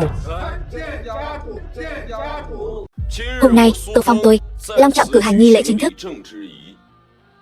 tuyên bố kế nhiệm chức vị gia chủ Tô gia. Tôi xin thể sẽ tuân thủ gia huấn Tô gia, với tư cách là gia chủ Tô gia, thực hiện trách nhiệm. Hậu duệ Tô gia nghe lệnh. Có cây cao chọc trời, ắt có gốc rễ. Nước Hoài Sơn, ắt có nguồn cội. Hôm nay Tô gia chúng ta tụ họp tại đây, nhất định phải đồng lòng hiệp lực, chấn hưng gia phong. Đáng tiếc là Tô gia đến đời tôi, người thưa thớt, hương hỏa khó nối. Đúng vậy, gia chủ, ngài nên tìm hiền thê đi. Như vậy Tô gia chúng ta mới sớm có người nối dõi. Vị trưởng lão này nói rất đúng, không giấu gì các vị. Tôi đã có người trong lòng. Tốt quá. Dám hỏi gia chủ là tiểu thư của thế gia nào? Phẩm hạnh ra sao? Dung mạo thế nào? Phẩm hạnh đoan trang, tài trí hơn người, dung mạo lại càng xuất chúng. Hay quá. Thật là trời xanh, phù hộ Tô gia chúng ta xứng đôi vừa lứa. Gia chủ, anh có thể dẫn vị cô nương đó cho chúng tôi được chiêm ngưỡng. Như vậy tôi mất mạng cũng không tiếc. Cô ấy hiện đang ở phía dưới. Cái gì? Ở dưới đây sao? Xin hỏi, vị cô nương phẩm hạnh đoan chính, tài trí hơn người, dung mạo phi phàm này có bằng lòng làm Tô phu nhân của ta, cùng ta quản lý cơ nghiệp trăm năm của Tô gia hay không? Cẩn Chi, sao ta thấy chiếc nhẫn này hơi quen mắt thế nhỉ? Đó chính là nhẫn rồng, đại diện cho quyền lực tối cao của Tô gia. Nhẫn rồng. Cái này, nhẫn rồng. Sao lại quen mắt thế này? Gia chủ lại dùng nhẫn rồng để cầu hôn. Chuyện này còn ra thể thống gì nữa? Hồ đồ, lại dám dùng nhẫn rồng cầu hôn. Gia chủ, người có biết nhẫn rồng này đại diện cho điều gì không? Gặp nhẫn rồng như gặp gia chủ. Người nắm giữ nhẫn rồng này có thể hiệu lệnh 24 tông thân của Tô gia, 35 môn phái và 12 tập đoàn. Đây chính là biểu tượng quyền lực tối cao của Tô gia. Ta tất nhiên là biết. Vậy mà người còn dùng nhẫn rồng để cầu hôn, người xem nó là trò đùa sao? Chính vì nó quý giá như vậy nên ta mới dùng nó để cầu hôn. Bởi vì trong lòng ta chỉ có nó mới xứng với người ta đem lòng yêu mến. Nếu các người không cho ta dùng nó để cầu hôn, vậy vị trí gia chủ này ta không làm cũng được. Khoan đã, chuyện này không được, khoan đã. Vâng theo sự sắp xếp của gia chủ. Anh hứa với em sẽ cho em một lời giải thích. Anh cũng đồng ý với em. Hôm nay sẽ nói cho em biết 2 bí mật. Cầu hôn em chính là bí mật thứ 2. Những chuyện anh đã hứa với em, anh đều đã làm được. Từ nay về sau, anh không còn giấu giếm gì với em nữa.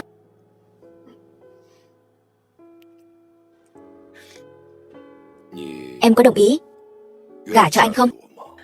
Em... Nguyệt Nguyệt, vừa rồi em nói gì vậy? Nói to lên chút nữa. Em nói em đồng ý.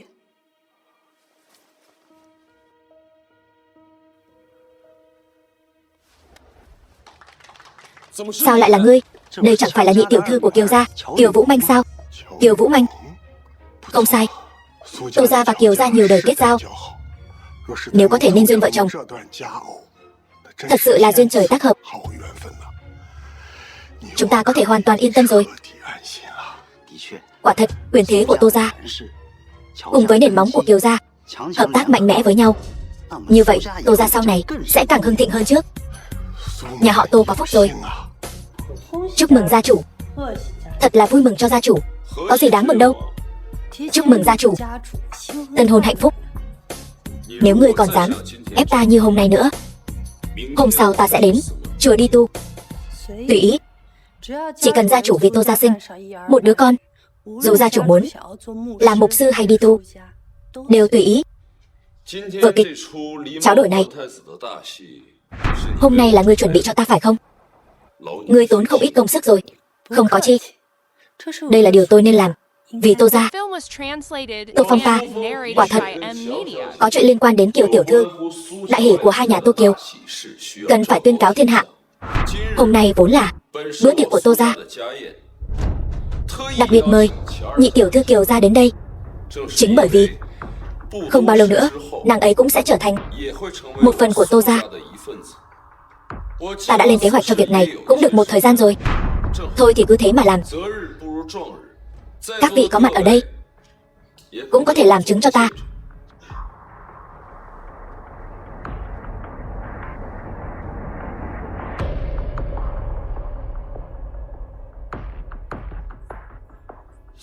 Tộc trưởng Tô gia chứng giám, ta với tư cách là gia chủ Tô gia, xin tuyên bố từ hôm nay trở đi, ta và nhị tiểu thư Kiều gia, Kiều Vũ Manh, kết nghĩa anh em. Ngươi nói gì? Ta nói là ta và Kiều tiểu thư vừa gặp đã mến. Ta kính phục nhân phẩm của nàng ấy. Sau khi suy nghĩ kỹ càng, ta quyết định cùng Kiều tiểu thư kết nghĩa anh em, trở thành bằng hữu chí cốt. Kiều tiểu thư sao không uống? Chẳng lẽ là coi thường Tô gia ta sao? Không dám. Vậy mời Kiều tiểu thư uống cạn ly rượu kết bái này. Nếu không thì chính là không uống rượu mời, mà uống rượu phạt đấy.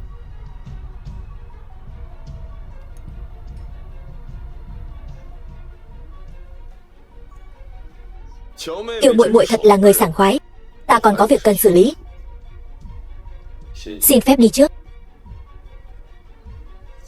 Gia chủ.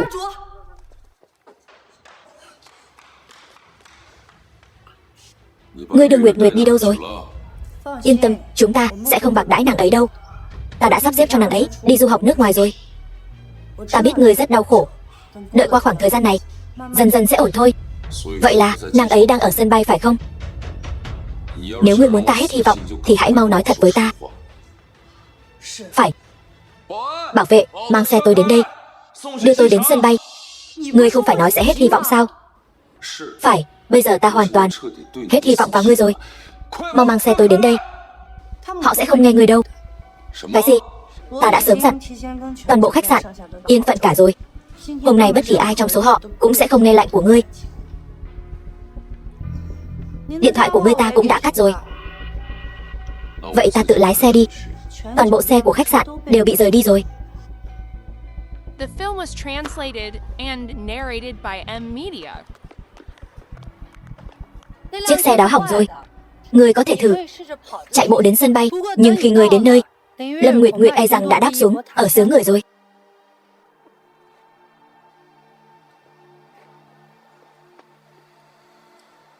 Hết hy vọng đi. Hôm nay ta đã thông báo cho tất cả doanh nghiệp ở Nam tỉnh không cho phép đi qua nơi này, cũng không cho phép cung cấp bất kỳ sự giúp đỡ nào cho ngươi. Nếu ai dám trái lạnh, coi như là kẻ địch của Tô gia. Ngươi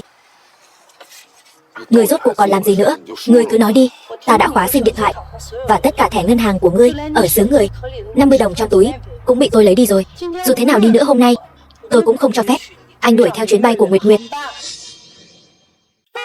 Lên xe. Bảo vệ, mau chóng chặn hắn lại.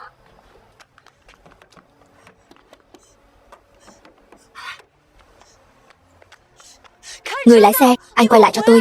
Nếu không tôi sẽ cho anh bị cấm cửa toàn bộ Nam tỉnh. Cảm ơn tiên sinh đã ra tay giúp đỡ. Không có gì. Đây là đường đến sân bay mà. Sao anh biết? Mấy hôm trước Sở Ninh tiểu thư đã sớm nói lời cay nghiệt rồi. Nói hôm nay không cho phép bất kỳ xe cộ nào đi ngang qua cổng lớn khách sạn, càng không cho phép bất kỳ ai đưa Vương tiên sinh ra sân bay. Nếu không sẽ bị cấm cửa toàn bộ. Chính là đối đầu với Sở gia đấy.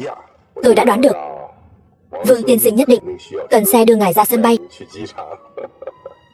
Vậy ngài biết rõ cái giá phải trả khi đối đầu với Tô gia. Sao anh còn giúp tôi? Vương tiên sinh đã từng có ơn với tôi. Khánh Sơn suốt đời khó quên. Khánh Sơn, Tiền Khánh Sơn, Tiền Khánh Sơn của Vạn Hoa chính là tôi.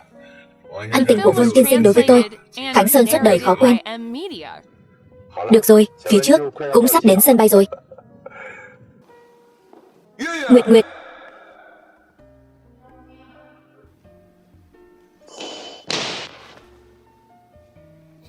Em cứ tưởng sẽ không còn gặp lại anh nữa. Em gọi cho anh nhiều như vậy, sao anh không nghe máy? Sao em không tin anh? Anh đã nói rồi, anh sẽ bảo vệ em bình yên cả đời. Việc anh đã hứa với em, anh đều sẽ làm được. Dù em đi đâu, anh cũng sẽ tìm được em. Anh về sau sẽ không bao giờ để lạc mất em nữa.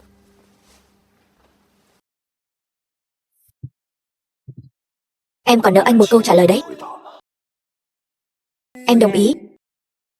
Em nguyện làm hậu phương vững chắc cho anh, làm bến đỗ bình yên cho anh, làm một sự tồn tại ấm áp trong cuộc đấu tranh tàn khốc của anh.